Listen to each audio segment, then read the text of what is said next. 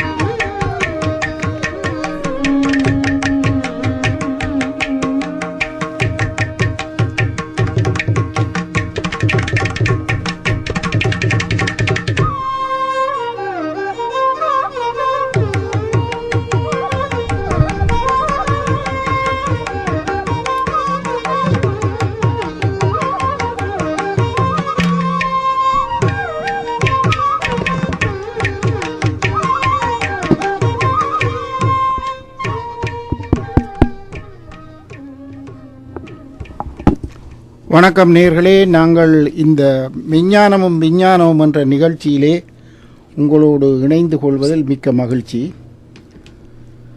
இன்றைய நிகழ்ச்சி இந்த ஆண்டின் இறுதி நிகழ்ச்சி என்பதை உங்களுக்கு ஞாபகப்படுத்திக் கொண்டு, உங்களுக்கு ஏற்கனவே கிறிஸ்தவ அன்பர்கள் நேற்று கோலாகலமாக தங்களுடைய நத்தார் பண்டிகையை கொண்டாடி மகிழ்ந்திருப்பார்கள். அவர்களுக்கு காலங்கடந்தாலும் எங்களுடைய வாழ்த்துக்களை தெரிவித்துக் கொண்டு, இன்றைய நிகழ்ச்சியிலே ஒரு சிறப்பான அம்சமாக எங்களுடைய கிறிஸ்தவ சமயத்துக்கும் சைவ சமயத்துக்கும் உள்ள ஒற்றுமைகளை பற்றி பார்க்கலாம் என்று நாங்கள் நினைத்திருக்கிறோம். முக்கியமாக உங்களுக்கு தெரியும், சமயங்களிடையே ஒரு அந்யோன்யமான புரிந்துணர்வு இருக்க வேண்டியது மிக முக்கியம். ஏனென்றால் எல்லோருடைய நோக்கமும் ஒன்றைத்தான் குறித்து செல்கிறது. இப்பொழுது நாங்கள் பல்வேறு வழிகளிலே தேவையற்ற விஷயங்களில் நாங்கள் ஈடுபட்டு கொண்டிருக்கிறோம். எனவே இந்த மாதிரியான எல்லோருக்கும் நன்மை தரக்கூடிய சில விஷயங்களை இவ்வாறான ஒரு நத்தார் பண்டிகை காலத்திலே நாங்கள் எடுத்துக்கொள்வது நலமாக இருக்கும் என்று நினைத்து பல்வேறு வகையான சிறப்பு அம்சங்களை நாங்கள் இங்கே பார்க்க முனைகிறோம்.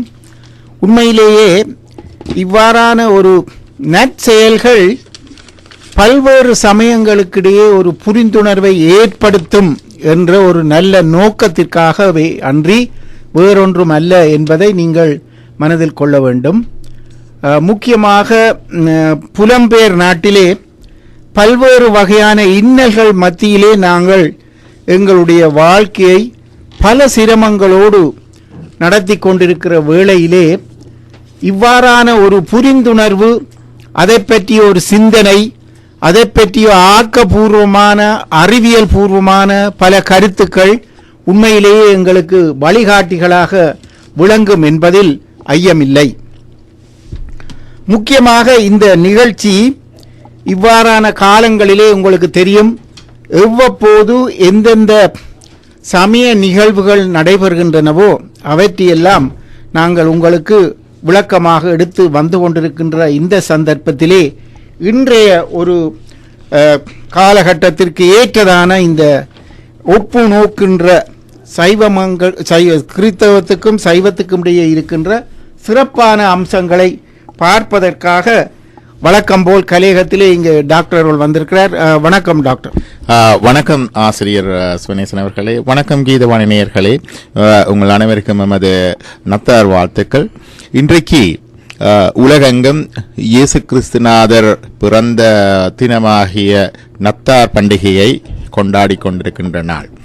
நத்தார் பண்டிகைகள் கிறிஸ்தவர்கள் தான் மட்டுமல்லாது உலகெங்குமே ஒரு பொது விடுமுறை தினமாக, ஒரு புதிய வருடத்துக்குரிய தொடக்கமாக கணிக்கப்பட்டு வருகின்றது. கிறிஸ்தவ மதத்திலே பார்க்கின்ற பொழுது, இந்த மதங்கள் என்பதை சொல்லுகின்ற பொழுது, இந்த ஆன்மீகம் என்பது வேறு, மதம் என்பது வேறு. அது முக்கியமாக வழக்கம். அதாவது ஒருவர் ஒரு ஆத்ம விசாரணையிலே இந்த உலகம் என்றால் என்ன, இந்த நம்முடைய வாழ்க்கை என்றால் என்ன, இந்த வாழ்க்கைக்கு ஏதாவது அர்த்தம் இருக்கின்றதா அல்லது நோக்கம் இருக்கின்றதா, அந்த நோக்கம் என்ன, இந்த உலகத்துக்கும் எமக்கும் உள்ள தொடர்பு அல்லது உறவு என்ன, எமக்கும் மற்ற மனிதர்களுக்கும் இடையில் இருக்கிற தொடர்பு அல்லது உறவு என்ன, இந்த உலகத்துக்கும் எமக்கும் அப்பாலே இதற்கு காரணமான ஒன்று இருக்கின்றதா, ஒரு கர்த்தா இருக்கின்றாரா, அப்படி இருக்கின்றார் என்றால் அவருக்கும் எமக்கும் உள்ள தொடர்பு என்ன, அவருக்கும் உலகத்துக்கும் உள்ள தொடர்பு என்ன, இந்த விடயங்களை பற்றி ஆராய்வதை சொல்லுவார்கள் ஆத்ம விசாரணை அல்லது தத்துவ விசாரணை. இது மூன்று பொருள். ஒன்று, இந்த உலகம் இருக்கிறது என்று தெரிகிறது, இந்த உலகத்தை பற்றி ஆராய்ச்சி ஒன்று. அதைத்தான் எங்களுடைய சைவம் பாசம் என்று குறிக்கின்றது. ஆணவம், கண்மம், மாயை என்று மூன்றாக பிரிபட்டு இந்த மாயையிலிருந்து தோன்றிய இந்த உண்மை பொருளாக இந்த உலகத்தில் உள்ள பொருள்கள் விளங்குகின்றன. இரண்டாவதாக உயிர்கள். உயிர்கள் என்றால் மனிதர்கள் மட்டுமல்ல, ஏனைய உயிர்கள் யாவும். இந்த பூமியில் இருக்கின்ற உயிர்கள் மட்டுமல்லாது கோடிக்கணக்கான அண்டத் தொகுதிகளிலே பல்வேறு விதமான உயிர்வானவனுக்கான சாத்தியம் உண்டென்று சைவம் கூறுகின்றது. இதையே இன்றைய விஞ்ஞானமும் சொல்லுகின்றது. மற்றது, இந்த உலகத்துக்கு பின்னால் அதற்கு கர்த்தா ஒருத்தன் இருக்கிறார், ஒரு காரணம் இருக்கின்றது என்று சொல்லி இறை என்ற உண்மையை சொல்லுகின்றது. இதைத்தான் முப்பொருள் உண்மை என்று சைவன் சொல்லுகின்றது. ஆனால் இதே பெயரில் இல்லாவிட்டாலும் எல்லா மதங்களும் எல்லா சமயங்களும் ஆன்மீகவாதிகளும் இதை பற்றிய விசாரணை, இதை பற்றிய வினாக்கள், அந்த விடைகளுடன் தான் தொடர்புடையதாக காணப்படுகின்றது. எங்களுக்கு இயேசு கிறிஸ்துடைய வாழ்க்கையிலே நாங்கள் இந்த ஒரு சைவர்கள் எப்படி இந்த இயேசு கிறிஸ்துவை பார்க்கிறார்கள் என்று பார்ப்போம். அதாவது கிறிஸ்தவர்கள் பார்க்கின்ற பார்வை ஒன்று இருக்கின்றது. அதிலேயும் ஒவ்வொரு விதமான பிரிவுகள் ஒவ்வொரு விதமாக பார்ப்பார்கள். கத்தோலிக்கர் ஒரு விதமாக பார்ப்பார்கள், புரொட்டஸ்டன்ட்ஸ் இன்னொரு விதமாக பார்ப்பார்கள், அதே மாதிரியாக பெண்டிகோஸ்ட் இன்னொரு விதமாக பார்ப்பார்கள். இப்படி சற்றே மாறுபட்ட பார்வையாக அவர்கள் பார்க்கின்றார்கள். ஆனால் இயேசு கிறிஸ்து ஒருவரே. அவருடைய நூல் நாங்கள் சொல்லுவோம் பைபிள். அந்த பைபிள் தமிழிலே வந்தபோது எங்களுடைய சைவத்திலே எங்களுக்கு இருக்கின்ற மூல நூல்களை, மத நூல்களை நாங்கள் வேதம் என்று சொல்வது போல அவர்களும் அந்த வேதம் என்று சொல்லுகிறார்கள். ஆகமம் என்ற வார்த்தையையும் பாவிக்கின்றார்கள். அப்ப இந்த ஒப்புவமைக்காக எங்களுக்கு ஒரு பாரம்பரியம் இருக்கின்றது என்று கேட்டால், இந்த எங்களுடைய மத பாரம்பரியம், எங்களுடைய சனாதன தர்மம் அல்லது இந்து மதம் அது ஒரு யூனிவர்சல் ஃபெய்த் என்று சொல்லுவார்கள். அதே ஒரு யூனிவர்சல் அக்செப்டன்ஸ் அண்ட் டாலரன்ஸ் இருக்கின்றது. அந்த universal acceptance and tolerance it's unique for சைவம் அல்லது ஹிந்துவிசியம் என்று சொல்லலாம். இந்த எங்களுக்கு தெரியும், பிபிலிய வேதத்தை படிப்பவர்களுக்கு பழைய ஏற்பாட்டிலே சாலமோன் மன்னன் ஒரு பெரிய கோயிலை இறைவனுக்கு எழுப்புகின்றான். ரோமானியர்கள் படையெடுத்த பொழுது அந்த கோயில் எல்லாம் இடித்தொழிக்கப்பட்டு அங்கிருந்த மக்கள் எல்லாம் சிதறி அடிக்கப்படுகின்றார்கள்.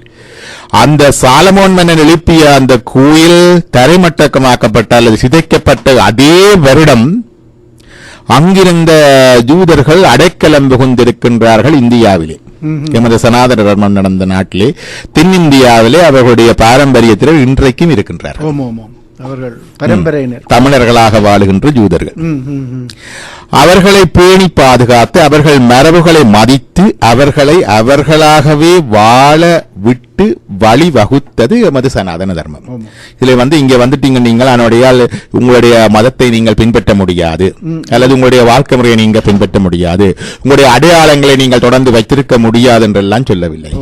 இன்றைக்கு அதுக்கு நடந்து கிட்டத்தட்ட 3000 வருடங்களாகி விட்டன, 35 வருடங்களாகிவிட்டன. ஆனாலும் அந்த மத பண்பாட்டோடு அந்த அடையாளத்தோடு அவர்கள் இருக்கின்றார்கள். அதுல ஒரு சகிப்புத்தன்மை வெளிப்படுது. சகிப்புத்தன்மை, பெருந்தன்மை, சரி, அதை ஏற்றுக்கொள்கின்ற தன்மை. இதே மாதிரியாக இயேசு கிறிஸ்து சிலுவையில் அறையப்பட்டு அதன் பின்னர் ஏற்பட்ட கிறிஸ்தவர்களுக்கு ஏற்பட்ட அரசியல் நெருக்கடிகள் இருந்தன. முதல் 100 ஆண்டு கால வாழ்க்கை அந்த கிறிஸ்தவத்தினுடைய அங்கிருந்து சிதறிக்கப்பட்டவர்கள் கூட கேரளாவிலே வந்து குடியேறி அங்கு கிறிஸ்தவ திருச்சபை வைத்திருக்கின்றார்கள். அவர்களுடைய கிறிஸ்துவ மதம் அந்த பாரம்பரியமாக இன்றைக்கும் அங்கே இருக்கின்றது.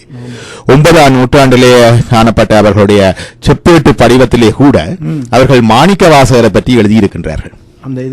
அவர்கள் செப்பு பட்டயம் என்று எடுக்கப்பட்ட செப்பேடுகள், அந்த செப்பேடுகளிலே அவர்களுடைய அந்த கிறிஸ்தவருடைய குறிப்புகளிலே மாணிக்க வாசகரை பற்றி அவர்கள் எழுதியிருக்கின்றார்கள். அந்த சமகாலத்தில் தானே மாணிக்க வாசகருடைய காலம் 9ஆம் நூற்றாண்டு. 9ஆம் நூற்றாண்டிலே அவருடைய பாரம்பரியத்திலே வந்தவர்கள் இதை சொல்லி இருக்கின்றார்கள். ஆனால் இதை சில பேர் தப்பாக புரிந்து கொள்வதும் உண்டு.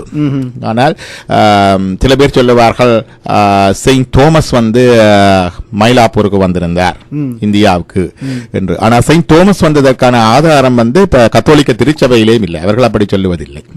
ஆனால் அப்படியும் ஒரு கதை ஒன்று இருக்கின்றது, செயின்ட் தோமஸ் வந்திருந்தார் என்று. ஆதாரங்கள் இல்லை.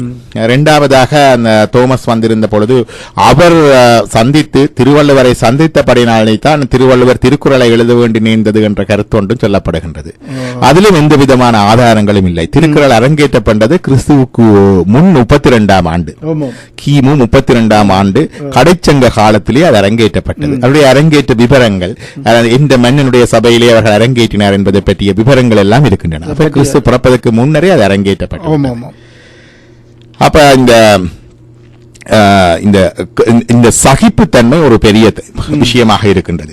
விவேகானந்தர் 120 வருடங்களுக்கு முன்னர் சிக்காகோவிலே நடந்த the world parliament of religion and கான்ஃபரன்ஸ்ல அவர் ஒரு உன்னதமான உரையை நிகழ்த்தினார். முதல் இந்து மதத்தின் செய்தி மேற்குலகத்துக்கு வருகின்றது பொதுமக்களுக்கு. அதுக்கு முன்னரே சில அறிஞர்கள் மட்டத்திலே உபநிடதங்கள் எல்லாம் பாரசீக மொழியிலே மொழிபெயர்க்கப்பட்டன. அங்கிருந்து ஜெர்மன் மொழியிலே மொழிபெயர்க்கப்பட்டு அந்த அறிஞர்கள் மட்டத்திலே அந்த இது இருந்தது. ஆனால் அவர் பொதுமக்களுக்கு எடுத்து சென்றது முதல் விவேகானந்தருடைய வாழ்க்கையிலே காணுகின்றோம்.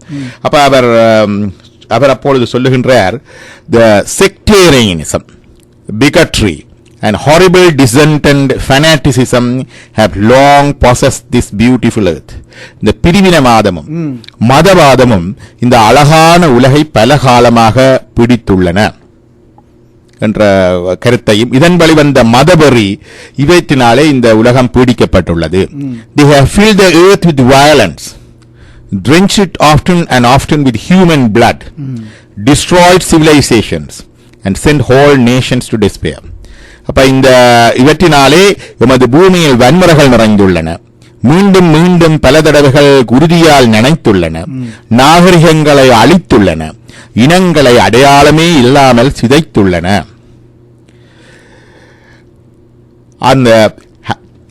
இந்த மதத்தின் பெயராலும் கடவுளின் பெயராலும் நடந்து வருகின்ற இந்த கொடுமைகள் மட்டும் இல்லாதிருந்தால் நாம் வாழும் சமுதாயம் இன்னும் எவ்வளவோ முன்னேறி இருக்க வேண்டும். Had it not been there horrible demons, had it not been these horrible demons, human society would be far more advanced than it now.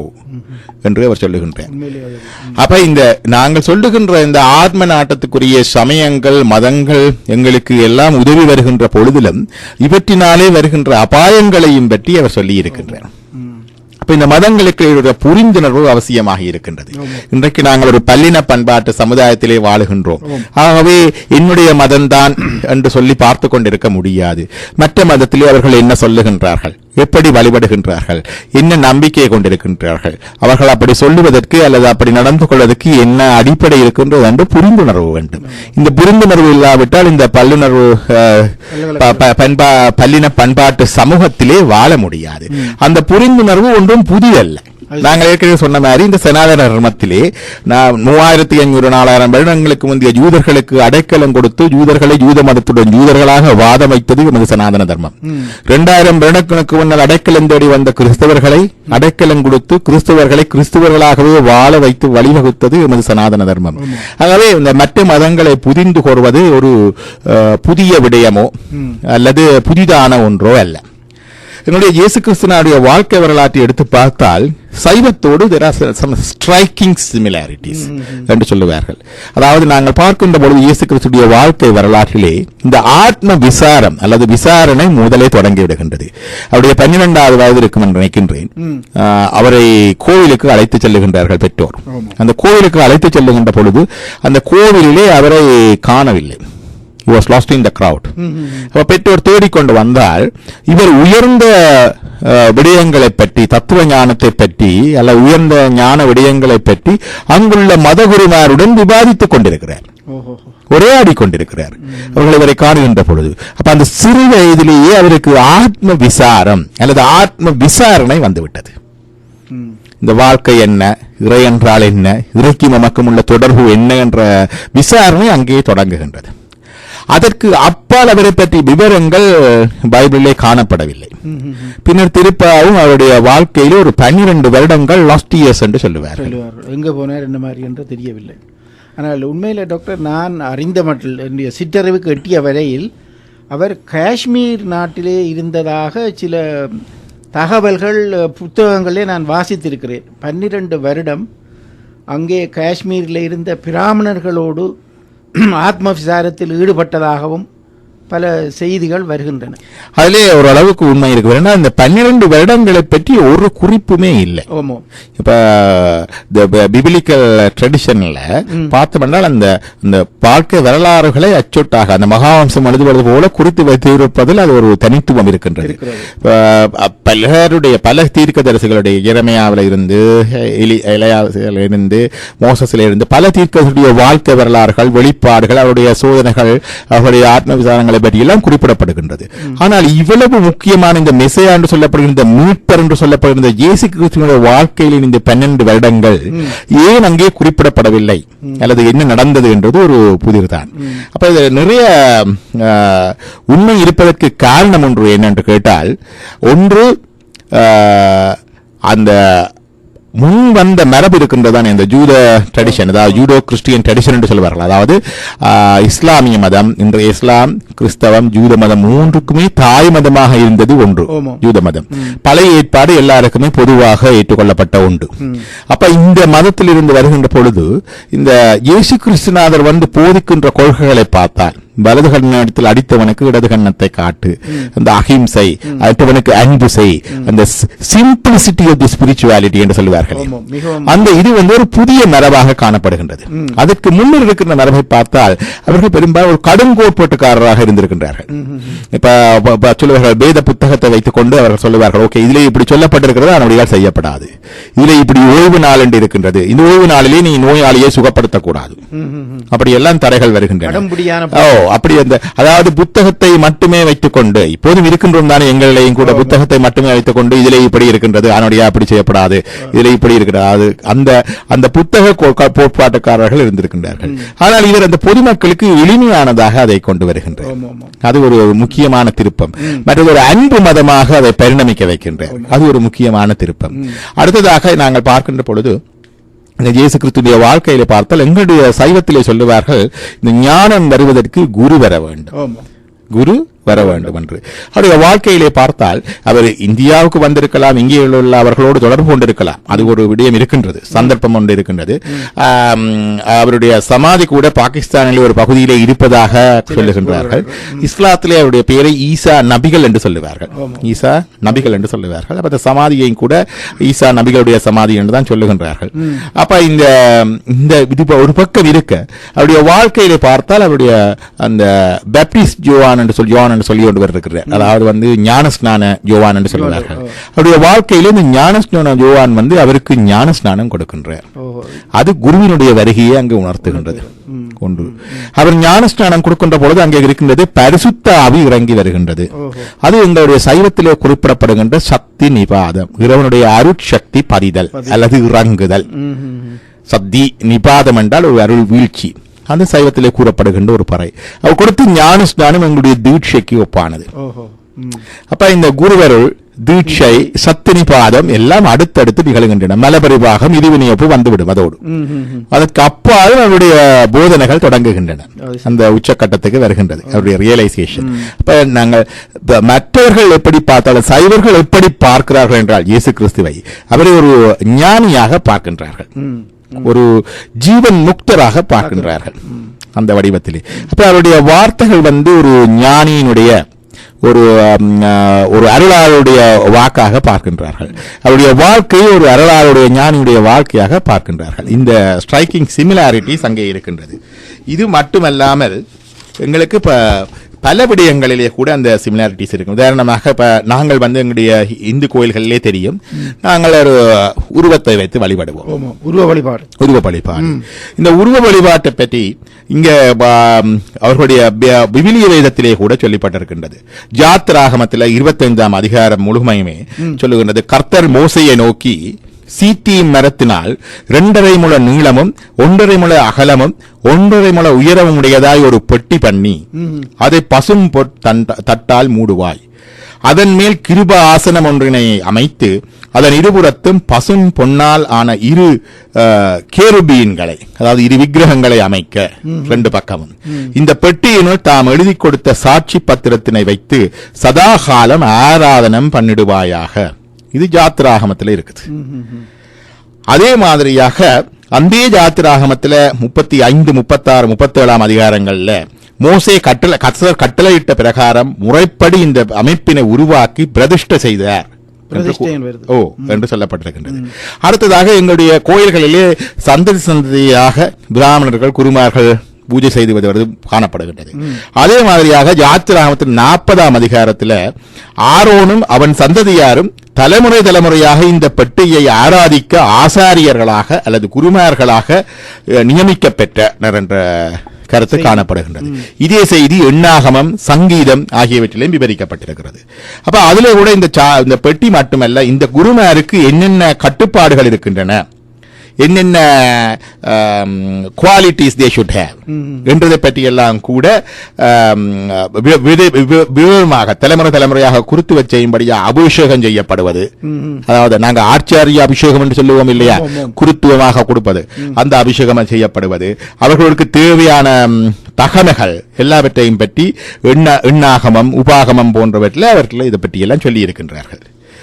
அதே மாதிரி இந்த உருவ வழிபாட்டில் பார்த்தோம்னால் நாங்கள் யோசுவா ஆகமத்தில் 7ஆம் அதிகாரத்தில் பார்த்தோம்னால் இந்த இஸ்ரேலர் தம் எதிரிகளால் தோற்கடிக்கப்பட்ட போது இந்த யோசுவா மற்றும் இஸ்ரேலியர்கள் மூப்பர் ஆகியோர் இந்த விக்கிரகம், இந்த பெட்டியின் முன்னால் சாயங்காலம் வரை சாஷ்டாங்கமாக விழுந்திருந்து நமஸ்தரித்து எதிரிகளை வெல்ல வலம் பெற்றமை கூறப்பட்டுள்ளது.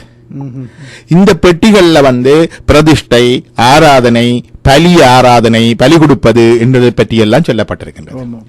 எங்கள் கோயில்களிலே போடுகின்ற பொழுது நாங்கள் காலணிகள் அணிவதில்லை, காலணிகளை கலட்டி விட்டு போறது இருக்கிறோம் இல்லையா. இதே வழிபாடு அங்கே சங்கீதத்தில் 9ஆம் அதிகாரத்தில் மற்ற ஜாத்திரகாமத்தில் எல்லாம் கூறப்பட்டிருக்கிறது. ஓரஃப் என்ற மலை இருக்கின்றது. அங்கே மோசை அடைந்த போது அங்கே அந்த பரிசுத்த பாத, இது ஒரு பரிசுத்த தலம், இங்கே உன் பாதனைகளை கலட்டி விட்டு வா என்று சொல்லி கர்த்தர் அவனுக்கு பணித்ததாக கூறப்பட்டிருக்கின்றது. எங்களுக்கு மருதனார் மடத்திலே ஒரு கிறிஸ்தவ என்ன சொல்வார்கள் செமினரி, இந்த போதர்களுக்கு பயிற்சி கொடுக்கிற நிலைமை அவன் இருக்கின்றது. அங்கே போயிருக்கின்றேன். அங்கே சாம் என்று ஒருவர் இருந்தார். அவர் காவியுடைய தான் தெரித்திருப்பார், அதற்கு அதிபராக இருந்தவர். அப்பொழுது அவர் அங்கே இருக்கின்ற தேவாலயத்தின் வாசலிலே இந்த வாசனம், நீ இருப்பது புனிதமான இடம், உன் காலணிகளை இங்கே கலட்டி வைத்து விட்டு வா என்ற வசனத்தை வாசலிலே பொறித்திருக்கின்றார்கள். அந்த சேர்ச்சில், அந்த தேவாராதனையில வந்து காலணி கலட்டி விட்டு, செருப்பு கலட்டி விட்டு தான் உள்ளுக்கு போய் வழிபடுவார்கள். உண்மையிலே அது புனித ஸ்தலத்திலே இவ்வாறு அது ஒரு மரியாதை, பேயிங் அவர் ரெஸ்பெக்ட். ஆகவே இதுல நிறைய அந்த ஒற்றுமைகளை பார்க்கின்றோம். அடுத்ததாக நாங்கள் எல்லாம் இந்த அபிஷேகம் செய்வோம் இல்லையா, தூப ஆராதனைகள் தீப ஆராதனைகள் கொடுத்து அபிஷேகம் செய்து எல்லாம் சொல்லுவோம். சில பேர் சொல்லுவார்கள் இருந்து எல்லாம் பால் பழங்கள் எல்லாம் வீணாக விரியம் செய்கின்றீர்களே, இதெல்லாம் ஆக்களுக்கு அல்லது கிழக்கு உணவாக கொடுத்தால் புண்ணியம் என்றெல்லாம் சொல்லுவோம். இது சைவக்காரர் எல்லாரும் கன பேர் சொல்லுவார்கள்.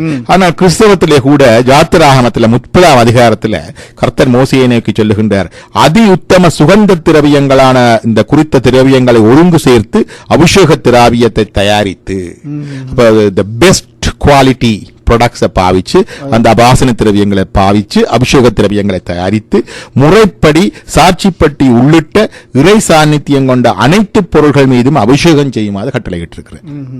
இதே போல அந்த குருத்துவ அபிஷேகம் இருக்கின்றது இல்லையா, ஆச்சாரிய அபிஷேகம் தலைமுறையாக அதுக்கும் இதே மாதிரியாக அபிஷேகம் செய்யப்படுகின்ற தன்மை காணப்படுகின்றது. கடவுளுக்கு முன்னால உணவை படைக்கின்றோம் இல்லையா, அது கூட காணப்படுகின்றது. யாத்திராகமம் 25ஆம் அதிகாரம் 30ஆம் வசனம், எனது சன்னதியில் தினமும் சமூகத்து அப்பம் வைக்கப்பட வேண்டும்.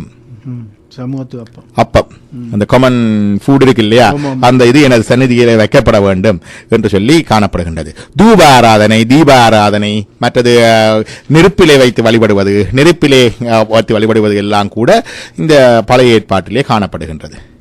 அதே மாதிரியாக இந்த நாங்கள் சுவாமியை தூக்கி கொண்டு ஊர்வலம் பெறுவோம் இல்லையா, நாளாகமம் 15ஆம் 16ஆம் அதிகாரங்கள்ல அந்த அந்த சாட்சி பெட்டியை அவற்றில் பிரதிக்கப்பட்டுள்ள மகிமை பொருந்த அந்த தண்டுகளுடன் அந்த நாங்கள் தண்டு கொடுத்து தூக்குவோம் இல்லையா சுவாமி, அந்த தண்டுகளுடன் தோள்களில் தூக்கி வந்தார்கள் என்று கூறப்பட்டிருக்கின்றது. அவர்கள் ஊர்வலம் பாரார்கள் திருவிழா. அப்ப அப்படி வரும்பொழுது தூக்கி வரும் வீரர்கள் இறைவனே எழுந்தருளி வருவதாக கருதி தாவீதின் கட்டளைப்படி பாடகராகிய ஏமானும் ஆசாப்பும் ஏத்தானும் பஞ்சலோக கைத்தாளங்களை தட்டி பாடினார்கள். இது நாளாகமம் 15ஆம் அதிகாரத்துல 19ஆம் வசனத்துல இருக்குது. தாளங்கள் தட்டி இந்த பாடகர்கள் இவர்கள் எல்லாம் பாடுகின்றார்கள். அங்கே வந்து சகரியா முதலிய எண்வர் அலமத்தென்னும் இசை பாடி தும்புராக்களை வாசித்தார்கள். வாசிக்கிறார்கள் யாழ் மாதிரியான உபகரணத்தையும் வாசிக்கிறார்கள். இது அடுத்த வசனம் நாளாகமம் 15ஆம் அதிகாரத்தில் 20ஆம் வசனம். 21ஆம் வசனத்தில் சொல்லுகிறார்கள், மத்தித்தியா முதலிய 6 பேர் செமனீத் என்ற இசையில் பாடி சுரமண்டலங்களை நேர்த்தியாக வாசித்தார்கள். இப்ப திருவிழா நடக்கின்ற பொழுது இந்த ஊர்வலத்தில் அதெல்லாம் வாசிக்கப்படுகின்றது. அடுத்ததாக இதே வசனத்திலே பிறக்கியாவும் எல்கானாவும் பெட்டியை காவல் காத்து வந்தார்கள். இதே அதிகாரம் நாளாகமம் 15ஆம் அதிகாரம் 29ஆம் வசனத்திலே தாவீது ராஜா ஆடி பாடி மகிழ்ந்து வந்தான் என்றெல்லாம் கூறப்படுகின்றது. இது உங்களுடைய திருவிழா. சுவாமி ஊர்வலம் பெறுகிறார், தோளிலே தண்டிலே காவி கொண்டு வருகிறார்கள், தாளத்தை தட்டுகிறார்கள், பாட்டு பாடுகிறார்கள், நடனம் ஆடுகிறார்கள், இசை வாத்தியங்களை முழங்குகின்றார்கள். இந்த அதிகாரம் இந்த அதிகாரத்திலே வடிவாக அந்த இதை பற்றி சொல்லப்பட்டிருக்கின்றது. அடுத்து வருகின்ற 16ஆம் அதிகாரத்தில் 4 அதிகாரத்தில் அந்த பெட்டி முன்னாக அவர்கள் சர்வாங்க பலி சமர்ப்பிக்கிறார்கள். பலி கொடுத்தல், தகன பலி, நெருப்பிலே பலி கொடுத்தலை பற்றி எல்லாம் சொல்லிக் கொண்டிருக்கிறார்கள். இப்படி எல்லாம் பலவிதமான கருத்துக்கள். மற்றது என்ன சொல்லுவார்கள், எங்களுடைய கடவுளுக்கு வந்து பெண்கள் இருக்கின்றார்கள், சக்தி வழிபாடு இருக்கின்றது. அப்ப எங்களுக்கு எல்லாம் சமூகத்தில் நாங்கள் சொல்லுவோம், பெண்ணில் நல்லாளோடும் பெருந்தகை இருந்தது என்று சொல்லுகின்றோம். இப்ப உலகத்தை இறைவர் படைத்தார் என்றால் அந்த படைத்ததுக்கு என்ன ஆதாரம் இருக்கின்றது என்று கேட்பார்கள். இறைவன் படைத்த எல்லாவற்றிலும் அந்த இருமத்தன்மை டியூவல் போர்சஸாக முத்திரை குத்தி விட்டார். சக்தியும் சிவவுமாய தன்மையை உலகம் எல்லாம் ஒத்து ஒவ்வா ஆணும் பெண்ணுமாக ஆண் பெண்ணாக உயர்குண குணியுமாகி பாசிட்டிவ் நெகட்டிவ் கேனோட் கத்தோட் வடகுலம் தென்புலம் இப்படி எல்லாம் இரட்டை போர்சஸாகத்தான் உலகம் முழுக்க இயங்கிக் கொண்டிருந்தது. அது உயிருள்ளவராக இருந்தால் என்ன, உயிரற்ற சடப்பொருட்களாக இருந்தால் என்ன, சக்தி வடிவங்களாக இருந்தால் எல்லாவற்றிலும் இந்த இரட்டத்தன்மை இருக்கின்றது இல்லையா. அப்ப அதான் ஒத்து ஒவ்வா உயர்குண ஒத்து ஒவ்வா ஆணும் பெண்ணுமாக உயர்குண குணியுமாகி வைத்தனன் அப்படி வச்சுட்டார் அவர். இது ஸ்டாம்ப் பண்ணி வச்சிருக்கிறார் தன்னை அறிவதற்காக. அப்ப இந்த உரை வந்து சிவசக்தியாக வழிபடுவது எமது மரபு. அப்ப இந்த கிறிஸ்தவத்திலே அப்படி ஏதாவது இருக்கின்றதா என்று சில பேர் கேட்பார்கள். அப்ப அதுல வந்து உன்னத பாட்டில் அதிகாரம் 1 சொல்லப்பட்டிருக்கின்றது, உன்னுடைய பரிமள தைலங்கள் இன்பமான வாசனை உள்ளவைகள், உமது நாமம் ஊற்றுடைய பரிமள தைலமாய் இருக்கின்றது, நல்ல நறுமணம் பொருந்திய உம்முடைய நாமம் இருக்கின்றது, ஆகையால் கன்னியர்கள் உம்மை நேசிக்கின்றார்கள். இது 3ஆம் வசனம். ம், ம், ம். இப்ப இறைவனை கன்னியர்கள் நேசிக்கின்றார்கள் என்ற கருத்து அங்கே காணப்படுகின்றது. மற்றது இப்படி பலவிதமான விதங்களை காக்கின்றோம். எங்களுடைய இடத்திலே சொல்லுவார்கள், நாங்கள் விபூதி ருத்ராட்சம் போன்ற அனைவரும் புனிதமாக இருத்தல் எல்லாம் சொல்லப்படுகின்றது. அதே மாதிரியாக இந்த அவர்களுடைய இதிலையும் பார்த்தோம் என்று சொன்னால், இந்த இயேசு கிறிஸ்துவனுடைய அல்லது பீதுருவினுடைய ஆடைகளை தொட்டவர்கள் கூட குணமடைந்தார்கள்.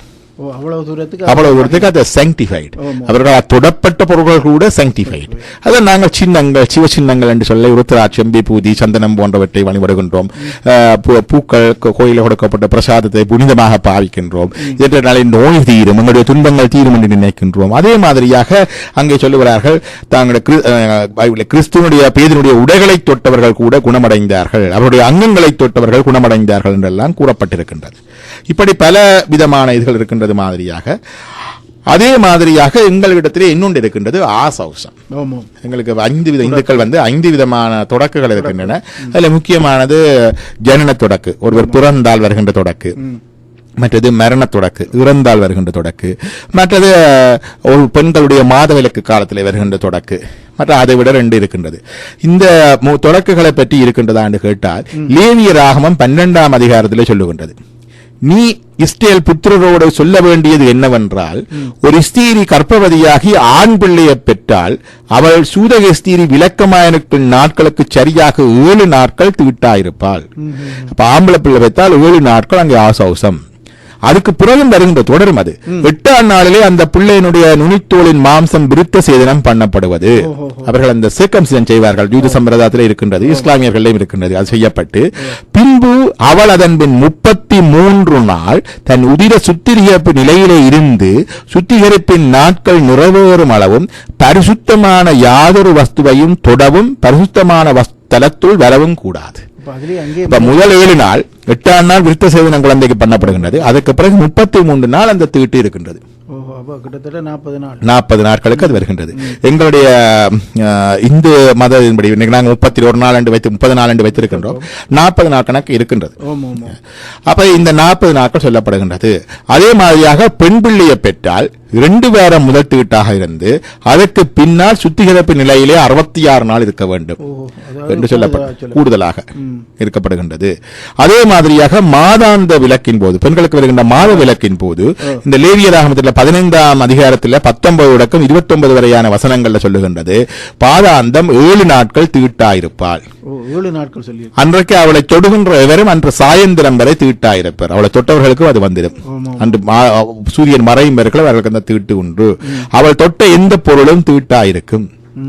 இதை பற்றி மேலதிகமான இதுகள் பார்த்தால் அந்த லேவியராகமத்துல 11ஆம் 12ஆம் 13 14 15 21ஆம் அதிகாரங்கள்ல இதை பற்றி எல்லாம் சொல்லப்பட்டிருக்கு. இதைத்தான் ஆசௌச விதி என்று சொல்லி ஆர்வனாளர்கள் சொல்லி இருக்கின்றார்.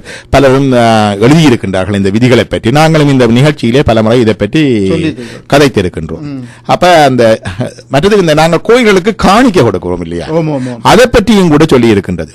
அவர்கள் மத்தேயுவிலே ஒரு அதிகாரத்தில் 8ஆம் அதிகாரம் 4ஆம் வசனத்தில் சொல்லும், அவர்களுக்கு சாட்சியாக நீ போய் ஆசாரியனுக்கு உன்னை காண்பித்து மோசே கட்டளையிட்ட காணிக்கையை செலுத்து. சில பேர் சொல்லுவார்கள், இந்த பழைய ஏற்பாடு புதிய ஏற்பாடு முறை. பழைய ஏற்பாட்டில் இருந்தது இயேசு கிறிஸ்துநாதரின் வருகையின் பின்னர் அது செயலிழந்து விட்டது. அது ஒரு வரலாற்று ஆவணம் மட்டுமே. புதிய ஏற்பாடு தான் எங்களுக்கு நடைமுறையில் இருக்கின்றது என்று கூட சொல்லுவார்கள். ஆனால் சைவர்களுடைய இதன்படி பார்க்கின்ற பொழுது இந்த பழைய ஏற்பாட்டுக்கும் இந்த சைவத்துக்கும் நிறைய தொடர்பு இருக்கின்றது. ஆனால் அது நடைமுறையில் இழந்து விட்டது என்று சொல்ல முடியாது. அதனுடைய தொடர்ச்சியாகத்தான் இதை பார்க்கக்கூடியதாக இருக்கின்றது. ஏனென்றால் இந்த புதிய ஏற்பாட்டில் மத்தேயுடைய 8ஆம் அதிகாரம் 4ஆம் வசனத்திலேயே மோசே கட்டளையிட்ட காணிக்கையை செலுத்த என்று தான் சொல்லுகின்றார். மோசைக்கு கட்டளையிட்டது பழைய ஏற்பாட்டிலே காணப்படுகின்றது. அதே மாதிரியாக நாங்கள் ஒரே கடவுளை வணங்குவதோடு நாங்கள் கடவுளுடைய தூதர்களை தேவர்களை வணங்குகின்றோம் இல்லையா, அக்னி, வருணன், இந்திரன், அப்படியான வாத வணக்கம், திக்கு தெய்வங்களுக்கு வணக்கம் எல்லாம் இருக்கின்றது. அப்ப அது ஏன் வணங்க வேண்டும்? தேவனாகி ஒருவனே வணக்கத்துக்குரியவன் என்று சொல்லி சொல்லுவார்கள். அப்ப அப்படி பார்க்கின்ற பொழுது அங்கே பார்த்தால் ஆதியாகமத்திலே ஆபிரகாம் என்ன செய்கின்றார்? தேவதூதர்கள் 3 பூமிக்கு நேராய் தாழ்ந்து வணங்கினான். அந்த தேவதூதர்களையும் கூட வணங்குகின்ற முறை அங்கே காணப்படுகின்றது. இப்படி பல பொதுமையான விடயங்களை நாங்கள் பார்க்கின்றோம். இதுல நாங்கள் ஒரு கிறிஸ்தவர்கள் பார்ப்பது வேறு, நாங்கள் எப்படி இந்துக்கள் சைவர்கள் எப்படி இந்த மதத்தை பார்க்கின்றோம், புரிந்து கொள்ளுகின்றோம், எப்படி அந்த மதத்துடைய நூல்களை புரிந்து கொள்கின்றோம் அல்லது வளமைகளை புரிந்து கொள்வோம் என்பதற்கு ஒரு புரிந்துணர்வு பாலம். உண்மையிலே டாக்டர், இன்றைய இந்த நிகழ்வு என்னை பொறுத்தளவிலே சைவர்களுக்கு ஒரு விழிப்புணர்ச்சியை ஏற்படுத்துகின்ற ஒரு நிகழ்வாகவும் நீங்கள் பல விளக்கங்களை கூறியிருக்கிறீர்கள். மத புரிந்துணர்வு. இன்னொன்று கேட்டால், இன்னொரு மதம் என்ன சொல்லுவது என்று தெரிந்து கொள்ளாவிட்டால், அது எம்முடைய மத தத்துவத்தின்படி பார்த்து விளங்கிக் கொள்ளாவிட்டால் அந்த புரிந்துணர்வு வராது.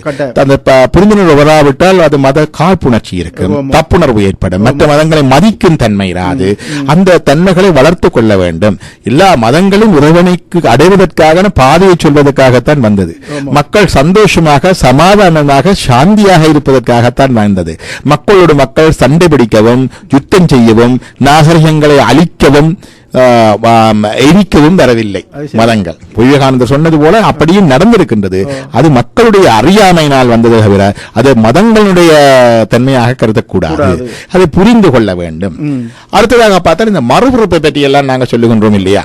அப்ப இந்த கிறிஸ்தவ வேதத்திலே மறுபிறப்பை பற்றி இருக்கின்றது. அப்ப ஒரு முறை கேட்டு நான் சொல்லுவேன், முதலாவது பாஸ்ட் இஸ் பாஸ்ட், அது என்னுடைய கையிலே இல்லை.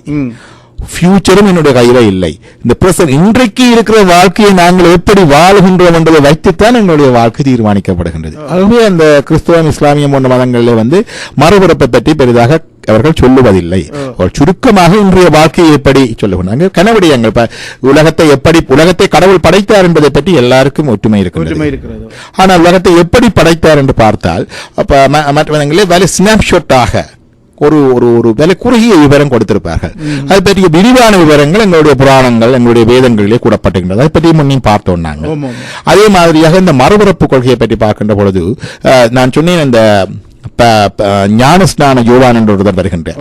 இந்த ஞானஸ்நான யோவான் தான் இயேசு கிறிஸ்துவுக்கே ஞானஸ்நானம் கொடுத்தவர். அப்ப அவரை கேட்கின்றார்கள், நீர் யார்? எலியாசனுடைய மறுபிறப்பா? எலியாஸ் என்பவர் முன்னிருந்த தீர்க்கதரிசி. அப்ப யோவான் 1 அதிகாரம் 21 வசனத்திலே வருகின்றது. அந்த ஞானஸ்நான யோவானியை நோக்கி கேட்கின்றார்கள், நீர் எலியாசா? நீர் யாரு என்று சொல்லி கேட்கின்றார்கள். நீர் தான் மீட்பரா என்று கேட்கின்றார்கள். அவர் அப்படி இல்லை என்று சொல்லுகின்றார். ஆனால் இயேசு கிறிஸ்து அவர்தான் எலியாஸ் என்பதை பின்னொரு வசனத்திலே, மத்தேயுனுடைய 11 அதிகாரம் 14 வசனத்திலே சொல்லுகின்றார். And if we will receive it, this is Elias which was for to come. இவர்தான் அவர், இதற்காக வந்திருக்கின்றார் என்ற வசனத்தை சொல்லி இருக்கின்றார். அதே மாதிரியாக இந்த இயேசு கிறிஸ்துனாரே ஒரு முறை கேட்கின்றார். இந்த மத்தேயுனுடைய 16 அதிகாரம் 14 வசனத்தில் கேட்கின்றார், இந்த மற்றவர்களை என்ன மாதிரி சொல்லினோம், மற்றவர்கள் என்னை எப்படி பேசுகிறார்கள் என்று கேட்கின்றார் சீடர்களை பார்த்து. அப்ப அவர்கள் மறுமொழி சொல்லுகிறார்கள், சிலர் சொல்லுகிறார்கள் நீர் பரிசுத்த அந்த ஞானஸ்நானம் கொடுக்கிற யோவான் தான் என்று, சிலர் சொல்லுகிறார்கள் நீர் எலியாஸ் என்று, சிலர் சொல்லுகிறார்கள் நீ எரேமியா என்று. அவர்கள் எல்லாம் முன்னிருந்த தீர்க்கதரிசிகள். சிலர் சொல்லுகிறார்கள் நீர் இன்னொரு தீர்க்கதரிசி என்று சொல்லுகின்றார்கள். அப்ப இங்கே அந்த முன்னே வந்தவர்கள் திருப்பி வருவார்கள் என்ற கொள்கை காணப்படுகின்றது. ஆதியிலே அதுக்குரிய இடம் இருக்கின்றது. பிற்பாடு அதற்குரிய இதை சொல்ல முடியாவிட்டாலும் கூட இந்த தன்மை காணப்படுகின்றது, அந்த ஒப்புமை காணப்படுகின்றது.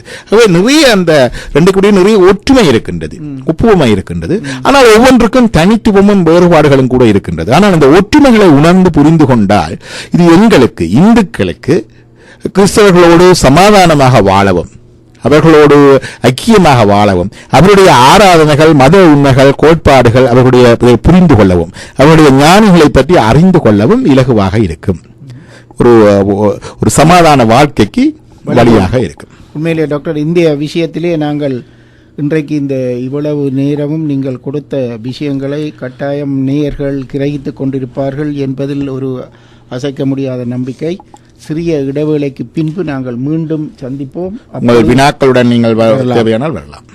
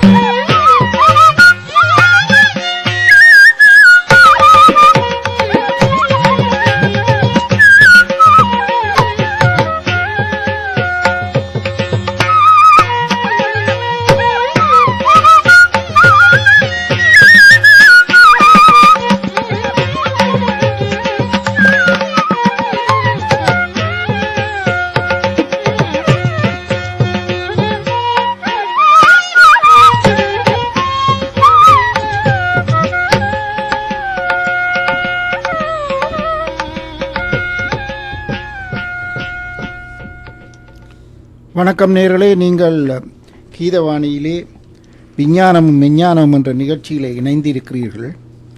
நாங்கள் இதுவரை நேரமும் சைவ மதத்துக்கும் கிறிஸ்தவ மதத்துக்கும் இடையே காணப்படுகின்ற ஒற்றுமைகள் பற்றி பார்த்தோம்.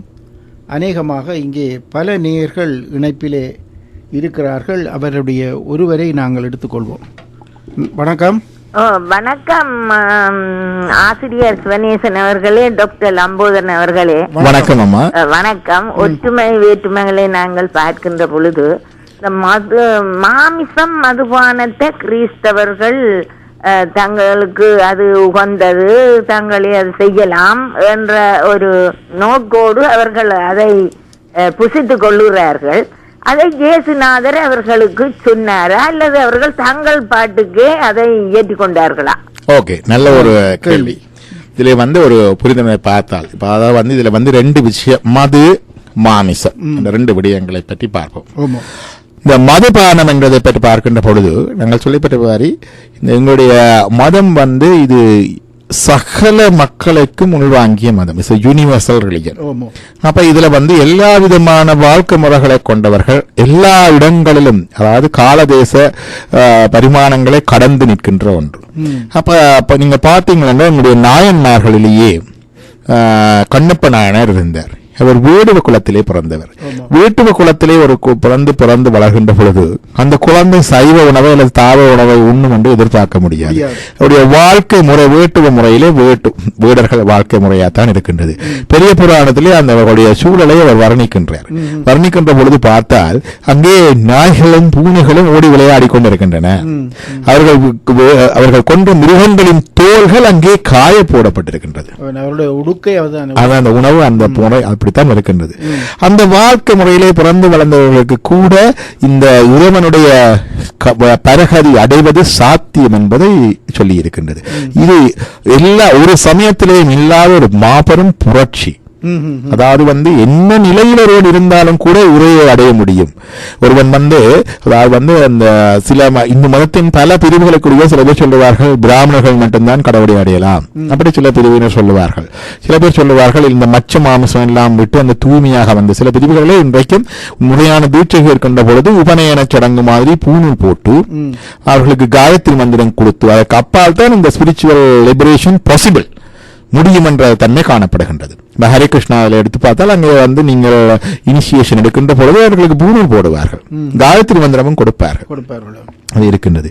ஆனால் என்னுடைய பெரிய புராணத்தில் இருக்கின்ற நாயன்மார்களை பார்த்துப்பட்டால் எல்லா விதமான வாழ்க்கை முறைகளும் வந்திருக்கின்றார். கண்ணப்பர் வேடுவராக இருந்து மூர்த்தி பெற்றவர். அவர் தன்னுடைய வாழ்க்கை முறைப்படி தன்னுடைய அண்டர்ஸ்டாண்டிங் படி செய்கின்றார். இப்ப நாங்கள் மாமிச உணவு சாப்பிடப்படாதுன்னு சொன்னால் இன்றைக்கு இங்கே இனி வீட்டில் இருக்கிற மக்களுக்கு என்ன சொல்வது, இந்த குளிர்காலத்திலே அங்கே சீல்ஸ் அண்ட் ஃபிஷ் தான் அவர்களுக்கு உணவு. அப்ப அந்த உணவு தான் அவர்களுக்கு மெயின் ஸ்டேபிள் ஃபுட்டாக இருக்கின்றது. அப்ப அங்கே வெஜிடபிள்ஸ் விளைவிக்க முடியாது, என்ன முடியாது, அந்த ஒன்று இருக்கின்றது இல்லையா, அது ஒன்று. அப்ப இவர்களுக்கு கடவுளை அடைவது சாத்தியம் இல்லையா என்றால் அவர்களுக்கும் கூட வழி திறந்து வைத்திருக்கின்றது சைவம். இரண்டாவது அதிபத்த நாயனார் என்றவர் இருந்தார். அவர் மீன் பிடித்து வாழ்பவர். அவர் பிடிக்கின்ற மீனிலே முதலாவது ஃபர்ஸ்ட் டச் சிவனுக்கு கண்டு விடுவார். அதான் அவர் நாயனார் ஒருவர். 63 நாயன்மார்கள் ஒருவர். அந்த அளவுக்கு உயர்த்தப்பட்டிருக்கிறார். நந்தனார் இருந்தார். திருநாளை போவார் என்று சிதம்பரத்துக்கு நாளைக்கு போவேன் என்று சொல்லிக் கொண்டிருந்தபடியினாலே அவருடைய பெயர் திருநாளை போவார். பெரிய புராணத்தில் ஒரு நாயனார். அவர் சிதம்பரத்துக்கு வந்தார், சுற்றி வழிபட்டார். அவர் வாழ்க்கை முறையை பார்த்தால் அவர் புலியர் குலத்திலே இருந்தவர். அப்ப அந்த இடத்துல இருந்தாலும் ஒரு மாடு வெட்டுகின்ற தொழிலை செய்தவர். எங்களுக்கு தெரியும், எங்களுக்கு இந்துக்களுக்கு மாடு மிகவும் புனிதமானது. அப்படி இருந்தாலும் கூட அதை வெட்டி வாழுகின்ற மக்களையும் கூட ஒரு பிரிவாக வைத்திருந்தது இந்த மதம். இப்ப எந்த அரசனும் கூட, ராஜராஜ சோழன் இருந்து எந்த அரசனும் கூட பசு வெட்டலுக்கு தடை விதிக்கவில்லையே. அது சரியோ, அவர் நினைத்திருந்தால் முடிந்திருக்கலாம், செய்ய முடிக்கலாம் தானே, ஒருவரும் வெட்டப்படாது. ஆனால் அதையும் அனுமதித்து அவர்களுக்கு ஏற்றுமடியாக வாழ்வதற்கும் வழிவகுத்தது எங்களுடைய சனாதன தர்மம். அந்த வழியிலே வந்தவர் அவர் என்ன சீவிக்கிறார். அவர் சில பேர் சொன்னார்கள், அவர் பிறகு ஒருவர் சொன்னார் அவர் விட்டுட்டார் அல்ல பிறகு. அப்படி என்றல்ல. அவர் என்ன செய்கின்றார், பெரிய புராணத்தை படித்தால் தெரியும், கோயிலுக்கு இந்த பசு கொண்டு வருகின்ற இந்த மாடு வருகின்ற தோலை கொடுக்கின்றார். வாத்தியங்களுக்கு தோல் தேவை, மேளத்துக்கு தாளத்துக்கு எல்லாத்துக்கும் தோல் தேவை, அந்த வாத்தியங்களுடைய நரம்புகளுக்கும் வார் தேவை, அந்த தோலையும் வாரையும் கொடுக்கின்றார். பசுவினுடைய உடம்பில் இருந்துதான் கோரோசனை எடுக்கப்படுகின்றது. அந்த கோரோசனை அபிஷேகத்து திரவியம், அந்த அபிஷேகத்தை கோரோசனையை கொடுக்கின்றார். அப்படி வாழ்ந்து கொண்டிருந்தவர் தான் முத்தி பெற்றார். அப்ப இதுல அந்த மனத்திலே இறைவனுக்கு அன்பு தேவையை தவிர வெளியிலே நாங்கள் யூனிஃபார்ம் மாத்தி போட்டு கடவுள்கிட்ட போகணும் என்ற இது கிடையாது. சகலருக்கும் உண்டு. முன்னர் நாங்கள் இதே நிகழ்ச்சியிலே திருமுருகாற்றுப்படையிலே வழிபாடுகளை பற்றி பார்த்தோம். திருமுருகாற்றுப்படை 11ஆம் திருமுறையிலே இருக்கின்றது. அது சங்க இலக்கியத்திலே 10 பாட்டில் உள்ள பாடல்களாக ஒன்றாகவும் இருக்கின்றது. சமய இலக்கியத்திலே 11ஆம் திருமுறையில் உள்ள பாடலாகவும் இருக்கின்றது. ஒரே ஒரு தமிழ் இலக்கியம் சமய இலக்கியத்திலும் சங்க இலக்கியத்திலும் இடம்பெற்றிருப்பது இந்த திருமுருகாற்றுப்படை மட்டும்தான். அதிலே நக்கீரதேவனார் பல்வேறு விதமான வழிபாட்டு முறைகளை பற்றி பாடி வருவதை பற்றி பார்த்தோம். அப்ப அவர்கள் ஒரு விதத்திலே அந்தணர்கள் வழிபடுவதை பாடுகின்றார். அந்தணர்கள், முத்தி ஓம்புகின்ற அந்தணர்கள், முத்திருநூல் அணிந்த அந்தணர்கள், பிரம்மச்சரியத்தை கடைபிடித்து கற்றறிந்த அந்தணர்கள் அவரை வழிபடுகின்ற தன்மையை பார்க்கின்றோம். 3 புரிந்த முத்தி செல்வட்டு என்ற பாடலே வருகின்றது. அதே மாதிரியாக ரிஷிகள், முனிவர்கள் தவமிருந்து வழிபடுகின்ற வழிபாட்டை பார்க்கின்றோம். மார்பின் என்பெழுந்து இயங்கும் ஜாக்கையர், மார்பெல்லாம் அவர்கள் தவம் செய்வதனாலே எலும்பாக தெரிகின்றது. நண்பகல் பலவுடன் கழிந்த உண்டியர், பல பகல் கழிந்து ஒரு பகல் சாப்பிடுவார்கள். கற்றோர்க்கு தாம் வரம்பாகிய தலைமையர், கற்றோர்களுக்கெல்லாம் வரம்பாக இருக்கக்கூடிய தலைமையர். காமமோடு கடிஞ்சினம் கடிந்த காட்சியர், காமம் சினம் போன்றவற்றை கடிந்து ஒடுக்கியவர்கள். இப்படிப்பட்ட முனிவர் முன்புக அவர்கள் போய் வழிபடுகின்றார்கள் என்று ஒரு வழிபாடு காணுகின்றது. அதே மாதிரியாக இன்னொரு இடத்திலே பார்த்தால் நடந்து கொண்டு தேக்கல் தேரல் என்று சொல்லி கல்வருந்தி, தேக்கல் என்றால் இனிமையான கல், தேரல் என்றால் நொதிக்க வைத்து வைக்கப்பட்ட மதுபானம். மூங்கல் குழாயிலே அதை அரிசியோ ஒரு இதை போட்டு நன்கு கீழே புதைத்து நொதிக்க வைத்தெடுக்கிற, இப்போ வாயின் எடுக்கிற மாதிரி அதை அருந்தி குன்றகச் சிறுபறை குறவை அயர, தன்னுடைய கூட்டத்தோட சேர்ந்து சிறுபறை தட்டி குறவையாட்டு ஆடி வழிபடுகின்ற தன்மையை காட்டுகின்றது. இது வீரர்களுடைய வழிபாடு. அதே மாதிரியாக குறமகளுடைய வழிபாட்டை காட்டுப்படுகின்றது. குருதியோடு விரைய தூவல் அரிசி என்று சொல்லி, பல்பிறப்பிதை என்று சொல்லி, அந்த மாத்தால் கொழுவிடை, கொளுத்த ஆட்டை வெட்டி அந்த இரத்தத்தோடு அந்த குருதியை பரப்பி அந்த சோட்டை கலந்து படைத்து வழிபடுகின்ற தன்மை காணப்படுகின்றது. விதையை மறியறுத்து வீடுகளுடையதிலே மறியறுத்து வழிபடுகின்ற தன்மை காணப்படுகின்றது. இது எங்களுடைய 11ஆம் திருமுறை. அப்ப நாங்கள் மாமிச உணவை பற்றி ஒரு யூனிவர்சலாக சொல்லவில்லை. அந்த ஆத்மீக படிமையிலே உங்களுக்கு தெரியும், இயமம் நியமம் என்ற யோகம் என்ற பரிமுறை இருக்கின்றது. சரியை கிரிய யோகத்திலே இருக்கின்ற இயமம் நியமம் என்று வரும்போது அங்கே இந்த கொல்லாமை அஹிம்சை முதலிய பண்புகள் சொல்லப்பட்டிருக்கின்றது. அந்த நிலையை கொஞ்சம் கொஞ்சமாக முதற்படியிலிருந்து கொஞ்சம் கொஞ்சமாக செய்து கொண்டு வர அந்த நிலையிலே வரலாம். அது படிமுறையானது. ஆனால் இவனோட அன்பு இருந்தால் இந்த படிமுறையை பைபாஸ் பண்ணி அவரை நேரு எடுத்து விடுவார். ஆனவனாலே சைவத்திலே மாமிச உணவு கூடாது என்று சொல்லப்பட்டதல்ல, அதில் சிறந்ததாக விதந்தோடப்பட்டிருக்கின்றது. மற்ற உயிர்களுக்கு துன்பம் செய்யப்படாது, இன்னொரு உயிரை வயலேட் பண்ணப்படாது, எல்லா உயிர்களிலும் முறை உண்டு, அந்த அஷ்டமூர்த்தங்களில் ஒன்றாக இவன் அங்கே இருக்கின்றான் என்ற தன்மை காணப்படுகின்றது. அந்த தன்மை காணப்படுகிறது. அப்படினால இங்கே இல்லை என்று அல்ல, ஆனால் கடன்படி இல்லை. அந்த எல்லாருக்கும் தர்மம் வித்தியாசம். நாங்க வர்ணாசிரம தர்மத்திலே கூட பார்த்தோம். அதே மாதிரியாக அந்தந்த தர்மத்தை, அதுக்காக எல்லாருமே சாப்பிட வேணும் என்று சொல்லவில்லை.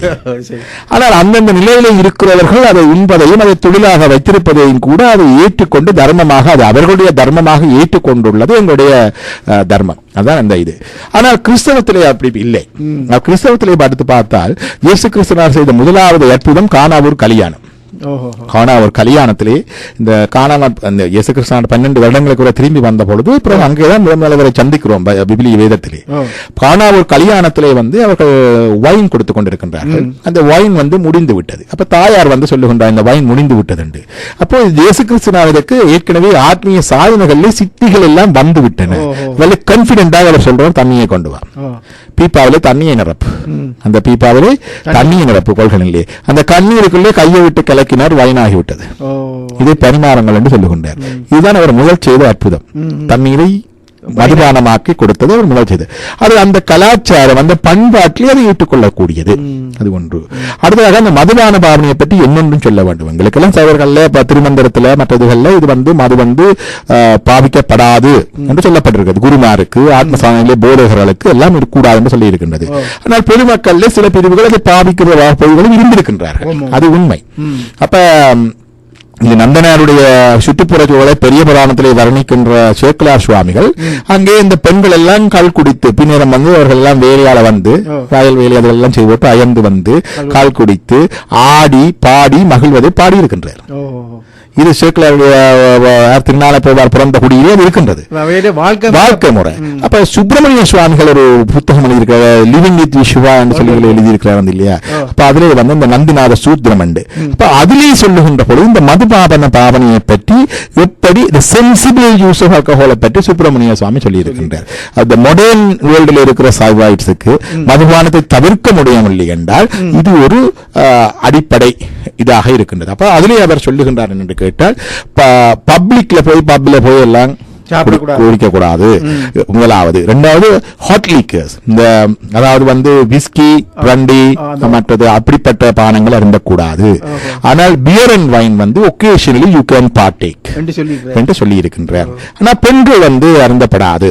அதுவும் கர்ப்பகால மதிகளில் கவனமா இருக்கணும். இது அவருடைய விதிமுறைகள்ல ஹவாய் சுப்பிரமணிய சுவாமிகள், அதாவது இந்த சைவ சித்தாந்த சேர்ச் இருக்கு இல்லையா, ஹவாய் இருக்கு சுவாமிகளுடைய வழியறிஞர், அவர் இந்த எங்களுடைய வாழ்க்கை முறைகளை பற்றி சொல்லுகின்ற பொழுது அங்கே இந்த மதுபான பாவனையை பற்றி சொல்லி இருக்கின்றார். உண்மையிலே அவர் எங்களுடைய சைவத்தை நன்கு உணர்ந்து எங்களுடைய இந்த தற்காலிக நாகரிகத்துக்கு ஏற்ற முறையிலே சைவர்கள் எவ்வாறு ஒழுக வேண்டும் என்பதை மிகவும் சிறப்பாக applicable to the modern mind, the modern world, the modern man. அந்த இது இருக்கிறார். அந்த flexibility இருக்கிறது. அதே மாதிரியாக ஜெயஸ்ராக இன்னொரு அற்புதம் என்று கேட்டால் இந்த அப்பத்துண்டையும் மீனையும் 2000 பேருக்கு மேற்பட்ட ஆட்களுக்கு பகிர்ந்து கொடுத்தது. அப்ப எத்தனையோ பேர் கூடி இருக்கிறார்கள், இவர்களுக்கு சாப்பிட ஏதாவது கொடுக்க வேண்டும் என்றால் இருக்கிறது என்னென்று கேட்டால் கொண்டு வந்தார்கள். 2 அப்பம் இருந்தது, மற்றது மீன் இருந்தது. அந்த மீனை பற்றி அவ்வளவு பேருக்கும் பகிர்ந்து கொடுத்தார். எல்லாரும் சாப்பிட்டு பசியாறினார்கள் என்று வருகின்றது. அங்கே மீன் உணவு கொடுக்கப்படுகின்ற தன்மை வருகின்றது. ஆனால் இந்த என்னென்று கேட்டால் இதுல என்னென்று கேட்டால் அந்த அவர்களுடைய படைப்பு கொள்கையிலே அவர்கள் இந்த சோல் அல்லது ஆத்மா என்பதை ஒரு ஹையர் மென்டல் ஃபேக்கல்டிஸோடு தான் பார்க்கிறார்கள். அதாவது மற்றவர்களுக்கு ஆன்மா உண்டு என்பதை அவர்கள் சொல்லுவதில்லை. அவர்கள் சொல்லுகிற பொழுது என்று கேட்டால் கடவுள் மனுஷியை படைத்தார், உலக உயிர்கள் எல்லாம் படைத்தார். இந்த மனுஷன் படைத்தவுடனே அவருடைய பிராண வாயை ஊதினார், அவர்களுக்கு உயிர் வந்தது. அப்ப இதனுடைய மூச்சு தான் இங்கே உயிராக இருக்கின்றது, ஆத்மான்னு சொல்லவில்லை. அப்ப அவர் சொல்லுகிறேன்னு கேட்டா இந்த மென்டல் ஃபேக்கல்டிஸோட தான் இதை ஈக்குவேட் பண்ணி அவர்கள் சொல்லுகின்றார்கள். அதாவது soul is equated with higher mental processes. அது நாங்கள் உயர்திணை என்று சொல்லுவோம் இல்லையா? அரிஸ்டோட்டல் கிறிஸ்டியன் தோட்ஸ் எல்லாம் மனிதன் மட்டும்தான் ஆத்மாவுடைய நண்டகன்மை காணப்படுகிறது. இது கிரேக்க தத்துவ ஞானத்திலும் இருக்கின்றது. ஆனால் எங்களுடைய இதுல நாங்கள் உயிர் எல்லாவற்றுக்கு விட்டுன்னு சொல்லி மக்களை சொல்லுகின்றது. தொல்காப்பியம் என்ன சொல்லுது? உயர்திணை என்பது மக்கள் சுட்டே, மக்களுக்கு தான் இந்த உயர்திணை இருக்குது. ஆனா எல்லாவற்றுக்கும் உயிர்கள் இருக்கின்றது பரவலாக சொல்லப்படுகிறது. அவனுடைய எங்களுக்கு நாங்கள் சொல்லுகின்ற பொழுது இந்த மற்ற உயிர்களை மதிக்கின்ற தன்மை காணப்படுகின்றது. இந்த கொல்லாமையும் புறால் உண்ணாமையும் விதந்தோதப்படுகின்றது. ஆனால் not a must for everybody. நன்றி டாக்டர். இங்கே இன்னொரு நேயர் வந்திருக்கிறார், மிகவும் சிறப்பான கேள்விகளோடு வருகிறார்கள். நன்றி. சொல்லுங்க, பேர் என்ன? வணக்கம். நான் ஜோவா கலைக்கிறேன். வணக்கம். சொல்லுங்க. வணக்கம் டாக்டர். வணக்கம் மாஸ்டர். சொல்லுங்க. இந்த மதுவும் கொலையும் பஞ்சமா பாதங்கள் ஒன்றாக சொல்லப்பட்டிருக்கிறது தானே? உண்மை, உண்மை. அப்ப அதை பத்தி என்ன சொல்றேன்? ஓகே, நல்ல ஒரு கேள்வி. அதாவது பஞ்சமா பாதகங்கள் ஒன்றாக இந்த கொலை மது என்று சொல்லப்படுது. அதாவது 2 இருக்கின்றது. ஒன்றாவது பொது விதி, சிறப்பு விதி ஒன்று இருக்கின்றது. இப்ப ஜெனரலா ஒன்று இருக்கின்றது, சிறப்பாக ஒன்று இருக்கின்றது. ஜெனரலாக எது எது கூடாது, எது எது நல்லது என்று சொல்லி இருக்கின்றது. இப்ப ஜெனரல் டெக்ஸ்ட் அல்ல ஜெனரல் தர்மா அல்லது பொது தர்மாவை எடுத்துக்கொண்டால் அது சொல்லுவதற்கு சுலபம். இப்ப நாங்கள் ஒரு புஸ்தகம் படித்து விட்டுடலாம், இதை செய்து கொண்டு வாங்கோ, இதை செய்து கொண்டு வந்தால் உங்களுக்கு முக்தி கிடைக்கும் அல்லது விடுபோர் கிடைக்கும், இதை செய்யாதெங்கோ கிடையாது என்று விட்டால் எல்லாம் ஈஸியா விடும். ஆனால் நடைமுறை வாழ்க்கை அப்படி அல்ல. நடைமுறை. அது சைவத்தின் சிறப்பு, ஸ்பெசிஃபைட், இண்டிவிஜுவலைஸ், ஸ்வதர்மா என்று சொல்லுவார்கள். இப்ப நாங்க போன முறை பண்ற பொழுது பார்த்தோம், ஒன்று உலக தர்மம் ஒன்று இருக்கின்றது, வைதீக தர்மம் ஒன்று இருக்கின்றது, அதை விட சிவ தர்மம் ஒன்று இருக்கின்றது. அப்ப சிவதர்மம் என்று சொல்லுகின்ற பொழுது இந்த தர்மம் ஒன்றுக்கொன்று மேல். உலக தர்மம் ஒன்று, மற்றது வைதீக தர்மம் ஒன்று, சிவ தர்மம் இன்னொன்று. அந்த சிவ தர்மத்துக்குள்ளே வருகின்ற பொழுதுதான் இந்த நுணுக்கம் வருகின்றது. இந்த நுணுக்கம் வர வேண்டும் என்றால், இந்த நுணுக்கத்தினுடைய இதில் புரிய வேண்டும் என்றால் பொது கேள்விகள் இல்லை. இப்ப அதாவது நாங்கள் ஒரு மேயர் ரேடியோல கேட்டு இதுக்கு என்ன சொல்லுவீங்க என்று பொதுவாக மறுபடி சொல்ல முடியாது. ஆனால் ஒரு தனிப்பட்ட முறையிலே அணுகி என்னுடைய நிலையிலே இப்படி இருக்கின்றது, என்ன செய்யலாம் என்று கேட்டால் அவருக்கு ஆலோசனை சொல்லலாம். அப்ப it's not a general prescription. அது நான் ஒரு மருத்துவர் மாதிரி என்னுடைய மருத்துவ நிலையத்திலே இங்கே பிரசவோட வர்ற எல்லாருக்கும் இதுதான் மருந்து வந்து முன்னுக்கு எழுதி வைத்து விட முடியாது. ஒவ்வொருவரையும் பார்த்து அவரவருக்கு ஏற்றவாறு தான் மருந்து கொடுப்போம். அது டோஸ் வித்தியாசம். பிரஷர் வர்ற எல்லாருக்கும் ஒரே மருந்து கொடுப்பதில்லையே. அவர்களுடைய உடல்நிலை, அவர்களுக்கு இருக்கிற மற்ற வருத்தங்கள், அவருடைய வயசு, அவர்களுடைய பின்புற சூழல், குத்துப்புற சூழ்நிலை, அவை எல்லாவற்றையும் பார்த்துத்தான் மருந்து கொடுப்பது. சில மருந்து சில பேர்ல வேலை செய்யாது. கருப்பு இன மக்கள்ல சில மருந்து வேலை செய்யாது. அப்படி இருக்கின்றது. அவர்களுடைய இனத்துக்கும் வேறுபாடு உண்டு.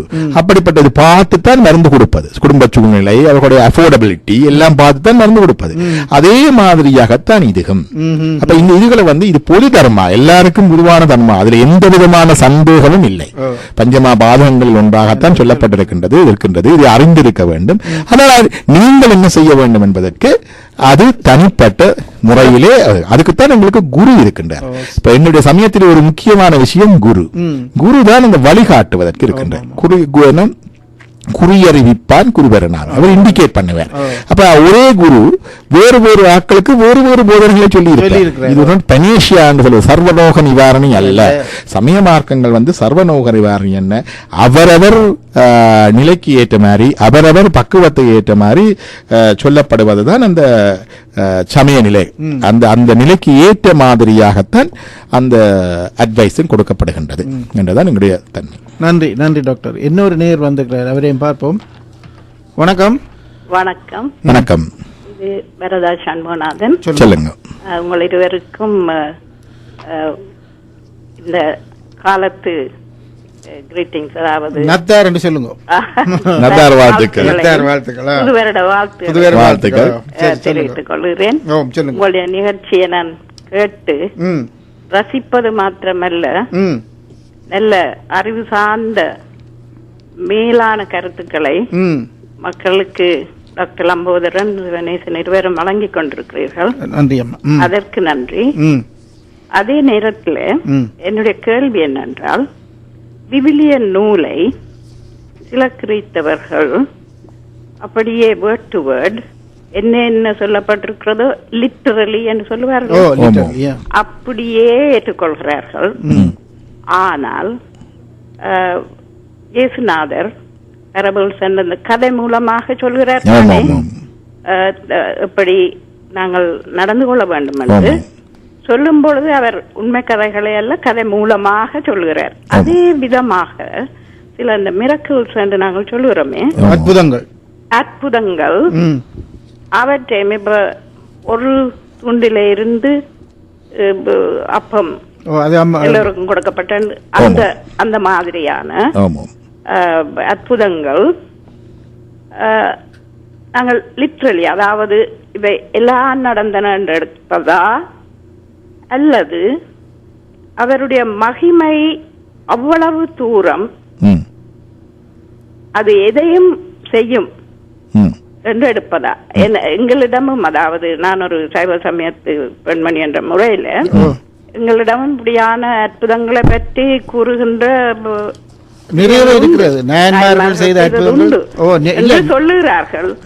ஆனால் இவைகளை நாங்கள் அப்படியே ஏற்றுக்கொள்வதா அல்லது நீங்கள் கேள்வி கேட்பதா? நல்ல ஒரு இந்த கேள்வி. தற்கால அம்மா குழந்தைகள் கேள்வியத்தான் கேட்கிறார். கட்டாயம் நீங்கள் சொல்றது என்னென்றால் இந்த அற்புதங்களை நாங்கள் எப்படி ஏற்றுக்கொள்வது அல்லது அறிந்து கொள்வது அல்லது புரிந்து கொள்வது? நல்ல ஒரு கேள்வி. நல்ல சுருக்கமாக சொல்லுகின்றேன். இதை பற்றிய விளக்கம் அதாவது இந்த அற்புதங்கள் அல்லது அதிமானிட நிகழ்வுகள் உண்மையிலே நிகழ்ந்திருக்குமா? அது ஒரு கேள்வி இருக்கின்றது. எல்லோருக்கும் இருக்கிற எனக்கு இருக்கின்ற கேள்வி, என்னுடைய பிள்ளைகளுக்கு இருக்கின்ற கேள்வி, இப்படி நடக்குமா, இப்படி எல்லாம் செய்யலாமா, நடக்குமா, இது புழுகா. அப்ப இதை பற்றிய விளக்கம் இதுதான் இந்த எல்லா மதங்களோட போய்விடலாம் உறவிடம், அதுல பிரச்சனை இல்லை. அதனால இங்க என்ன நடக்குது, இப்படி யாராவது கேள்வி கேட்க வலிக்கிட்டால் இந்த கேள்விக்குரிய விடைகள் எங்களுடைய சைவ சித்தாந்த சாஸ்திரங்கள்ல தான் இருக்கு. அம்மா சொன்ன அந்த அற்புதங்களை பார்க்கின்ற பொழுது என்னுடைய சிவஞான சித்தியார்ல காட்சிகளை பற்றி சொல்லுகின்றார்கள். நாங்கள் காணுகின்றோம். முதலாவது காட்சி பொறிக்காட்சி அல்லது இந்திரிய காட்சி. அதாவது இந்த கண்ணால நாங்கள் பார்ப்பது பொறிக்காட்சி. இந்த கண்ணால நான் உங்களை பார்க்கிறேன், நீங்கள் என்ன பார்க்கிறீங்க, முன்னால இந்த மைக் இருக்கிறது அல்லது இந்த வானொலி கருவி இருக்கிறது, அது பொறிக்காட்சி. என்னுடைய கண்ணால பார்த்து காதால கேட்டு மூக்கால முகந்து அறிவது, அது ஒன்று. இரண்டாவது மானச காட்சி. அந்த கண்ணால கண்டதை மனசுக்குள்ளே காண்கிறோம் இல்லையா, மனதில் ஒரு காட்சி, அது மானத காட்சி. அப்ப ரெண்டும் ஒத்து வரும்பொழுது தெளிவா வருது. சில வேளை நாங்கள் டிரைவ் பண்ணி கொண்டு போவோம், அங்கே எத்தனையோ சுவர்கள் எத்தனையோ ஆட்கள் எல்லாம் இருப்பார்கள், பார்த்து கொண்டுதான் போகின்றோம். பொறிக்காட்சி நடக்கின்றது, ஆனால் உள்வாங்குவதில்லை, மனத்தில் பதியாது. அங்கால போனவர் யாரார் கேட்டால் அங்க சிவப்பு சட்டை போட்டு கொண்டு நின்றவர் தெரியாது, அல்லது இப்படி ஒரு கருத்த கார் போக தெரியாது. நாங்கள் பார்த்து கொண்டுதான் போறோம், கண் பார்க்குது, ஆனால் மனதிலே பதிவதில்லை. அந்த மனதிலே பதிய வைப்பது மானத காட்சி. இது ரெண்டும் கையில் வருகின்ற பொழுது கொஞ்சம் தெளிவு கூடுதலாக வருகின்றது. அதே மாதிரியாக மூன்றாவது சொல்லுவார்கள் தன் வேதனை காட்சி. அது சும்மா காட்சியாக பார்ப்பது மட்டுமில்ல, அதுல இருக்கிற எண்ணங்களை உணர்வு பூர்வமாக உணர்தல். ஒரு பிள்ளை பிச்சை எடுத்துக் கொண்டிருப்பது என்றால் பார்த்து கொண்டு போய் ஓகே இங்க கருத்த சட்டை போட்டிருக்கிற ஒரு பிள்ளை கொண்டு பிச்சை போட்டு கொண்டு போறேன், அந்த பிள்ளையுடைய பிச்சை எடுக்கிற தன்மை, அதுக்கு பின்னால் இருக்கிற இழப்பு, அதுக்கு பின்னால் இருக்கிற சூகம், அதுக்கு உதவி செய்கிற ஆர்வம், அப்படி தன்னுடைய உணர்வோடு கலந்து பார்ப்பது தன் வேதனை காட்சி. தன் வேதனையோ இல்லையா? அடுத்தது என்னென்று சொல்லுவார்கள் யோக காட்சி. யோக காட்சி என்றால் இந்த பொறிபுணங்கள் இல்லாமலே முந்தி நடந்ததை இனி நடக்கப் போவதை தூரத்திலே நடப்பதை இறந்த காலத்திலே முந்தி நடந்ததை சொல்லுவார், அது யோக காட்சி. இப்ப தூர இடத்தில் நடக்கப் போவதை சொல்லுவார். சுவாமிகள் கோயம்புத்துறையிலே குடியிலே இருக்கின்ற சிவஞான சித்தியாருக்கும் சிவபிரகாசத்துக்கும் உரிய சைவ பெரியார் திருவிளங்கம் கொழும்பிலே இருக்கின்றார். அவர் காலமாகின்றார். சுவாமிகள் குன்னுக்கு வெளியாலே ஓடி வந்து வானத்தை பார்த்து திருவிளங்கம் ஜோதிகள் கலந்தான் என்று சொல்லுகின்றார். அதே நேரத்திலே இப்ப இவருக்கு எப்படி தெரியும்? அதான் யோக சமகாலத்திலே நடப்பதை பார்ப்பது, வருங்காலத்திலே நடப்பதை பார்த்து முன்னுக்கு சொல்லுவது இல்லையா?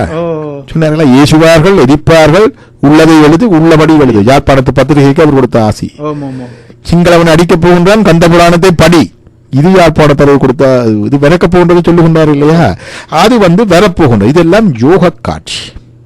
இது உண்மையிலே டாக்டர் நீங்கள் சொன்னும் பொழுது யோசுவாமியாருடைய என்னுடைய வாழ்க்கையில் நடந்த ஒரு விஷயம் சொல்லுங்க. என்னுடைய தகப்பனார் சொன்னார் 25, அதாவது உங்களுக்கு எல்லோருக்கும் தெரியும், எங்களுடைய அரும்பெரும் காட்சியகம், எங்களுடைய வாசிக சாலை, அதாவது எங்களுடைய நூல் நிலையம் எரிக்கப்பட்ட ஒரு காட்சி அது நடந்தது.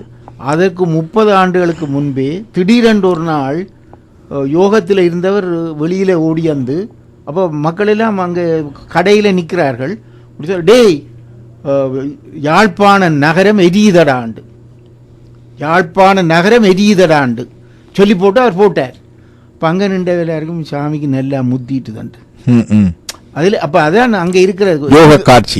எங்களுடைய சிற்றறிவுக்கு அது தெரியாது. அப்ப அவர்களுக்கு இவரை விசச்சாமி என்று தான் கொழும்புத்தொழில் இருக்கிற பெரும்பாலான நினைத்ததும் சொன்னதும் அதே அவருக்கும் தெரியும். குருவையும் கூட அப்படித்தான் சொல்லுவார்கள், அப்படித்தான். அது அந்த யோக நிலையை அறிந்து கொள்வது மிகவும் கஷ்டம். நீங்கள் இப்ப சொன்ன இந்த படிமுறைகள் மூலமாகத்தான் நாங்கள் தெளிவு பெற வேண்டும். உண்மை. அப்ப இந்த யோக காட்சி தான் இந்த நிலையை அடைந்தவர்கள், முக்காலம் உணர்ந்தவர்கள் என்று சொல்லுவோம், முனிவர்கள் என்று சொல்லுவோம், ஞானிகள் என்று சொல்லுவோம், யோகிகள் என்று சொல்லுவோம் இவர்கள். அடுத்ததாக இந்த 2 காட்சி இருக்கு. அப்ப இந்த காட்சிகள் எல்லாம் நாங்கள் காண்கின்ற காட்சி ஒவ்வொரு லெவல்ல இருக்கு. இந்த 4 அல்லது 5 காட்சிகளுக்குள்ள கண்டு அறிகிறது அற்புதங்கள்ல இருக்குது. அடுத்ததாக இன்னொன்று இருக்குது ஐய காட்சி. ஐய காட்சி என்றால் அதுல பாக்குறேன், பார்த்தோன்னு இந்த படத்துல இருக்கிற கரம் என்ன பார்த்து ஆடுறது மாதிரி இருக்குது. அது ஐயம், அது ஐயம் மாதிரி இருக்குதுன்னு சொல்லியே ஐயம். அப்ப அது அற்புதம் என்று சொல்லலாமோ என்ற கேள்வி இருக்குது. ஐய காட்சி டவுட்ஃபுல். இரண்டாவது திரிபு காட்சி. அங்க ஒரு என்ன ஒரு கயிறு இருக்குது, நான் பாம் பண்ணி நினைக்கிறேன். அது திரிவுபட்டு காட்பது. அந்த ஐயக்காட்சி திரிவு காட்சிகளை கவனமாக இருக்க வேண்டும், அற்புதங்கள் என்று எடுக்கப்படாது. பலர் என்னென்று கேட்டால் இந்த ஐயக்காட்சி திரிவு காட்சிகளை இறைவன் தங்களுக்கு கம்யூனிகேட் பண்ணுகின்ற சங்கதிகளாகவும் சங்கீத வார்த்தைகளாகவும் அற்புதங்களாகவும் எண்ணுவது உண்டு. சில வேளை இந்த பட்டிக்கோடாக அப்படி எங்களுக்கு சைக்காலஜிக்கல் டிஃபென்ஸ் மெக்கானிசம் ஒன்று இருக்கின்றது. அதாவது எங்களுக்கு எல்லாம் ஒரு பலகீனமான மனசு, இது என்னன்னு பிடிச்சு கொள்ள வேண்டும். அப்ப உரையை பிடித்துக் கொள்ளுவோம். அப்ப என்னுடைய அது தப்பில்லை, ஆனா அதை பிடித்து உரையை பிடித்து நிற்கின்ற பொழுது இப்படி சில இதுகளை தப்பாக விளங்கிக் கொள்ளக்கூடாது. இது அற்புதம் அது அற்புதம் என்று சொல்ல முடியாது. பலவிதமான நோய்கள் குணமாகின்றன இல்லையா? எங்களுக்கு தெரியும் பலவிதமான நோய்களுக்கு மூல காரணம் மனசு, மைண்ட் ஓவர் பாடி என்று சொல்லுவார்கள். நாங்கள் சொல்வார்கள் சைக்கோசோமேட்டிக் டிசார்டர்ஸ் வருவார்கள். இந்த வலிக்கிறது, அங்க நோகிறது, இப்படி இருக்கிறது, நித்திரையில் அது இல்லை, ஆனா ஸ்கேன் பண்ணி பார்த்தா எல்லாம் நல்லா தான் இருக்கும். ருமட்டாலஜிஸ்ட் இருந்த ஆர்த்தோபெடிக் சர்ஜனை அனுப்பினாலும் அங்கே ஒன்றும் கண்டுபிடிக்க முடியாது. அப்ப இவர்களுக்கு தேவையான தெரப்பி எப்படி என்றால் எங்களை பாரம்பரிய முறையிலே சில இருந்தது. காவடி எடுக்கிறது. நான் காவடி எடுத்தவர்கள் இந்த சிதில் குத்தி சாவடி எடுப்பார்கள் ஒருவரை கூட நோ வேலி என்று ஆஸ்பத்திரிக்கு காணல. இவ்வளவு காலம் அவர்கள் வரும்பொழுது அவர்களுடைய உடற்பரிசோதனைக்கு வருகின்ற பொழுது ஷர்ட்டை கலட்டின பிறகு அந்த குத்தின அடையாளம் இருக்குமே, அப்படித்தான் பார்ப்போம். தவிர இந்த உடல் நோக்களுக்கு எல்லாம் அவர்கள் வருவது கிடையாது. இரண்டால் அந்த இதிலே போறவர்களுக்கு இந்த இது வராது. உண்மையிலே இந்த பறவை காட்சியில அவர்கள் அந்த தெரப்பி. அடுத்ததாக இந்த தீச்சட்டி எடுத்தல், அடியளித்தல், அங்க பிரதட்சணம் செய்தல், உருவெடுத்து ஆடுதலால் அந்த உருவெடுத்து ஆடுகின்ற பொழுது உடல்ல இருக்கிற சைக்கோசோமேட்டிக் ஸ்ட்ரெஸ் எல்லாம் released. We get rid of all our suppressed anger. எங்களை புதைச்சி வச்சிருக்கிற கோபம், புதைச்சி வச்சிருக்கிற ஃப்ரஸ்ட்ரேஷன் அல்லது விரக்தி, புதைச்சி வச்சிருக்கிற அடக்க முடியாத ஆசைகள், கோபங்கள் எல்லாம் அப்படியே அந்த இறைவனுடைய பெயராலே நாங்கள் ஆடுகின்ற பொழுது அப்படியே போகுது, ஓட் ஆஃப். அப்ப இதெல்லாம் ஃபார்ம் ஆஃப் தெரபி. பாரம்பரியத்துல எங்களோட ஃபார்ம் ஆஃப் தெரபி. கோயில்ல உருவந்து ஆடுறது, தீச்சட்டி எடுக்கிறது, பால் காவடி எடுக்கிறது, காவடி ஆட்டம் ஆடுறது, அழகு குத்தி காவடி எடுக்கிறது, பறவை காவடி எடுப்பது பார்த்தா எல்லாருக்கும் மூட நம்பிக்கை மாதிரி இருக்கும். Form of therapy. அது அந்த முறையிலே தான் நாங்கள் பார்ப்பதுண்டு. அப்ப இப்படிப்பட்ட நாங்கள் இந்த அற்புதங்கள் என்று சொல்லுகின்ற பொழுது அற்புதங்கள் உண்மையாகவே நிகழ்ந்தவை.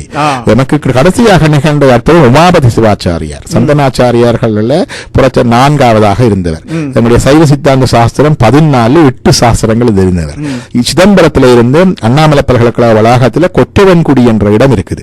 அங்கே அவர் வாழ்ந்த இடம் இன்றைக்கும் இருக்குது. நான் அங்க போயிருக்கிறேன். குருநாதர் அங்க கூட்டிக் கொண்டு அங்க தியானம் பண்ண வைத்தேன். அந்த உமாபதி சிவாச்சாரியர் அந்த இடத்துல இருந்து கொண்டு ஒரு விறகு வெட்டி அவனுக்கு முத்தி கொடுக்கிறார். அந்த விறகு வெட்டிக்கு இறைவன் ஒரு சீட்டு கவி கொடுக்கிறான். பெற்றான் சாம்பானுக்கு பேதமர தீக்க கொடுத்து முத்தி கொடுக்க முறை கொடுத்து விடுறார். இவர் இந்த சீட்டு கவியோட இவரை பாக்குறதுக்காக அங்க ஒவ்வொரு நாளும் விறகு வெட்டி கொடுத்து கொண்டிருக்கிறார். ஒரு நாள் சமையல் பிந்திட்டது, ஏனென்று கேட்டால் விறகு பிந்திட்டு என்று மறுமொழி சொல்லுகிறார்கள். அப்ப விறகு பிந்தினதுக்கு காரணம் என்னவென்று கேட்டால் இப்படி இவன் வரவில்லை, இன்றைக்கு பிந்தி விட்டது. அவரை கூப்பிட்டு நீ என்னத்துக்கு விறகு தருவது என்று கேட்டால் இறைவன் கொடுத்த சீட்டு கவியை எடுத்துக் கொடுக்கிறார். உடனடியாக தீட்சை செய்து அவருக்கு முத்தி கொடுக்கிறார். அவர் மேலுலகம் போய்விட்டார். இது சத்தியோ நிர்வாண தீட்சை என்று சொல்லுவார்கள். தீட்சையில உடனடியாக முத்தி கொடுப்பது, இந்த இன்ஸ்டன்ட் லிபரேஷன் இப்ப நடந்தது. அந்த நேரத்தில் நம்பல. இப்ப மாதிரி அங்க இருக்கிற போலீஸுக்கு இப்ப இன்ஃபார்ம் பண்ற மாதிரி அங்க இருக்கிற அரசாங்க அதிகாரிகள்கிட்ட அந்த சாம்பானுடைய மனைவி முறையிடுறான். காணையில மடத்து சாமியை எரிச்சு போட்டார் போல. அப்ப அங்க இவருக்கு சிவாச்சாரியாருக்கு இன்கொயரி நடக்குது, விசாரணை. அப்ப அந்த போலீஸ் மாதிரி அவருக்கு விசாரணை நடந்த உடனே அங்கேயும் பாரபட்சமில்லாதான் விசாரிப்பார்கள். எனவே சொல்லுவார்கள் இல்லை அவர்கள் பிராமணர்கள் எல்லாம் ஆதிக்கம் செய்தார்கள், அப்படி இல்லை. அரசன் எல்லாரையும் விசாரிக்கிறார். உமாசிவாத்தியம் விசாரிச்சு சொன்னான். சரி அப்படித்தான் செய்துட்டீர்கள். இப்ப இன்னொன்றுக்கு செய்து காட்டிலுமோ இது சயின்டிபிக் என்றால் ஒரு சிமில கண்டிஷனை கொடுக்கக்குள்ள should be reproducible. அதான் சயின்டிபிக். விஞ்ஞான ரீதியாக என்று சொன்னால் அதே விதமான கண்டிஷனை திருப்பி கொடுக்கக்குள்ள திருப்பி நிகழக்கூடியதாக இருந்தால் தான் விஞ்ஞானபூர்வமானது. இல்லாட்டி விஞ்ஞானபூர்வம் சொல்ல இயலாது. உமாசி வாத்தியார் அங்கே இருந்த முள்ளி செடிக்கு முட்டி கொடுத்தார். எல்லாரும் மரியாதை வானுலகம் போனதை பார்த்தார்கள். இது 16ஆம் நூற்றாண்டு நடந்தது. அப்ப இது எல்லாம் நடந்தது. அற்புதங்கள் நடந்து கொண்டுதான் இருக்கின்றன. ஆனால் அவற்றை நாங்கள் புரிந்து கொள்வதற்கு எப்படி அணுக வேண்டும் என்பதற்கு இந்த மெய்கண்ட சாத்திரத்திலே காட்சி, இது பொறை காட்சியா, மானத காட்சியா, தன்வேதனை காட்சியா, யோக காட்சியா, ஐய காட்சியா, திரிவு காட்சியா, இந்த விதத்தில நாங்கள் அலசி ஆராயலாம். ஒரு அற்புதத்தை அணுக வேண்டிய முறை இது. அதுதான் மிக முக்கியம். உண்மையிலே டாக்டர், இப்ப நான் நினைக்கிறேன் 95ஆம் ஆண்டிலே உலகத்திலே இருந்த விநாயகர் விக்கிரகங்கள் எல்லாம் பால் குடித்தன. ஆமா, நானே போய் பார்த்து கொடுத்திருக்கிறேன். அப்ப அதை என்னன்னு சொல்றது, அதுவும் அற்புதம் தானே. அற்புதம். அதை நாங்கள் விளங்கி கொண்டோமே, நாங்கள் நேரே பார்த்தோமே. என்னென்று கேட்டால் என்னதான் அற்புதம் நிகழ்ந்தாலும் உண்மை பீடித்திருக்கின்ற இந்த டார்க்னஸ் வர விடாது. கிருஷ்ணர் வாயை திறந்து உலகத்தையே காட்டினார் யசோதைக்கு. அதுக்கு பிறகு அவன் உடல்ல கட்டி வச்சு அடிபட்டாதானே தாய்க்கே காட்டினார். அதைத்தான் சொல்வது மறைப்பு தொழில். இறைவனுடைய தொழில்கள்ல இந்த சைவம் மட்டும்தான் இதை சொல்லுது, வேற ஒரு சமயமும் சொல்லல. இறைவனுடைய ஒரு தொழில் ஒன்று இதெல்லாம் மறைச்சு வச்சிருக்கிறார். இவ்வளவு கேட்கைக்குள்ள கொஞ்சம் புரியுற மாதிரி இருக்கும். ஆனா இறங்கி போய்களை பிறகு நாங்கள் எங்களை வேலை செய்து கொண்டு போவோம். அது என்னுடைய மரப்பு தொழில்கள் ஒன்றாக சைவம் சொல்லுகின்றது. அப்ப இந்த விளக்கங்கள் ஏன் இதுன்னா என்ன எப்படி என்ற விளக்கங்களுடைய சாஸ்திரங்கள் நுட்பமாக எங்களுடைய சாஸ்திரங்கள்ல இருக்கின்றது. உண்மையிலேயே இப்ப அற்புதங்களை பற்றி அம்மா கிளப்பிய கேள்விக்கு அவருக்கு நன்றாக விளங்கி இருக்கும் என்று நினைக்கிறேன். நாங்கள் எங்களுடைய பல்வேறு வகையான நூல்களிலே புராணங்களிலே கூறப்படுகின்ற எங்களுடைய நாயன்மார்கள் செய்த அற்புதங்கள் எல்லாம் கட்டுக்கதைகள் என்ற மாதிரியான ஒரு போர்வையில் தான் பலர் வாழ்ந்து கொண்டிருக்கிறோம். அது எங்களுக்கு முன்னால் நடக்கும் பொழுது அதை நாங்கள் அற்புதங்களை நேரே பார்த்தவர்கள் என்ற முறையிலே அதன் பிறகும் ஒரு ஐயப்பாடு இருக்கின்றது. உண்மையிலே இப்படியான கிருஷ்ணர் விஸ்வரூபத்தை மகாபாரத யுத்தத்துக்கு முன்னர் சமாதானம் பேசி போன பொழுது கூட இந்த விஸ்வரூபம் காட்டியிருக்கின்றார். சமாதானம் பேசி போன பொழுது கூட காட்டியிருக்கின்றார். ஒரு கேட்டார் இல்லையா, ஒரு ஊர் என்றாலும் கொடு என்று சொல்லி. 5 நாடு இல்லாவிட்டால் 5 நகரமாவது கொடு, 5 நகரமாவதாவிட்டால் 5 ஊராவது கொடு என்று கேட்டார் இல்லையா. துரியஞ்சன ஒரு ஈ இருக்கின்ற உடம்புடி இல்லை என்று சொன்னாங்க. அப்ப கூட விஸ்வரூபம் காட்டினார். யார் புரிந்து கொண்டார்கள்? இந்த விஸ்வரூபத்தை கண்டும் கூட அவர்களுக்கு புத்தி வரவில்லையே. அது மாதிரிதான் நாங்களும் அவர் விஸ்வரூபம் காட்டி அற்புதம் நிகழ்த்தினாலும் நாங்கள் புரிந்து கொள்ள மாட்டோம். எங்களுடைய ப்ரோசஸுக்குள்ளால போய்த்தான் அந்த லிபரேஷன் வர வேண்டும். அது உண்மையிலே அந்த காட்சிகளிலுடைய ஒரு உச்ச நிலையை நாங்கள் பெற வேண்டும். அது எல்லோருக்கும் முடியாத ஒரு காரியமாக இருக்கிறது. இன்றைக்கு உண்மையிலே பல முக்கியமான விஷயங்களை நாங்கள் இன்றைக்கு பார்த்திருக்கிறோம்.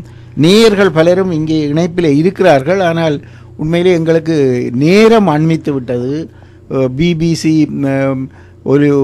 உங்களுக்கு அந்த 10:45 இருக்க வேண்டிய ஒரு நிலைமை இருக்கிறபடியால் நாங்கள் இன்றைக்கு இதுவை நிறுத்தி கொண்டு மீண்டும் நீங்கள் உங்களுடைய அடுத்த நிகழ்ச்சியை சந்தித்துக் கொள்ளலாம். எங்களுடைய ஞாயிற்றுக்கிழமை வளமையான சிறுவர் வகுப்புகள் இந்த வாரம் அடுத்த வாரமும் விடுமுறைக்காக இடைநிறுத்தப்பட்டிருக்கின்றன.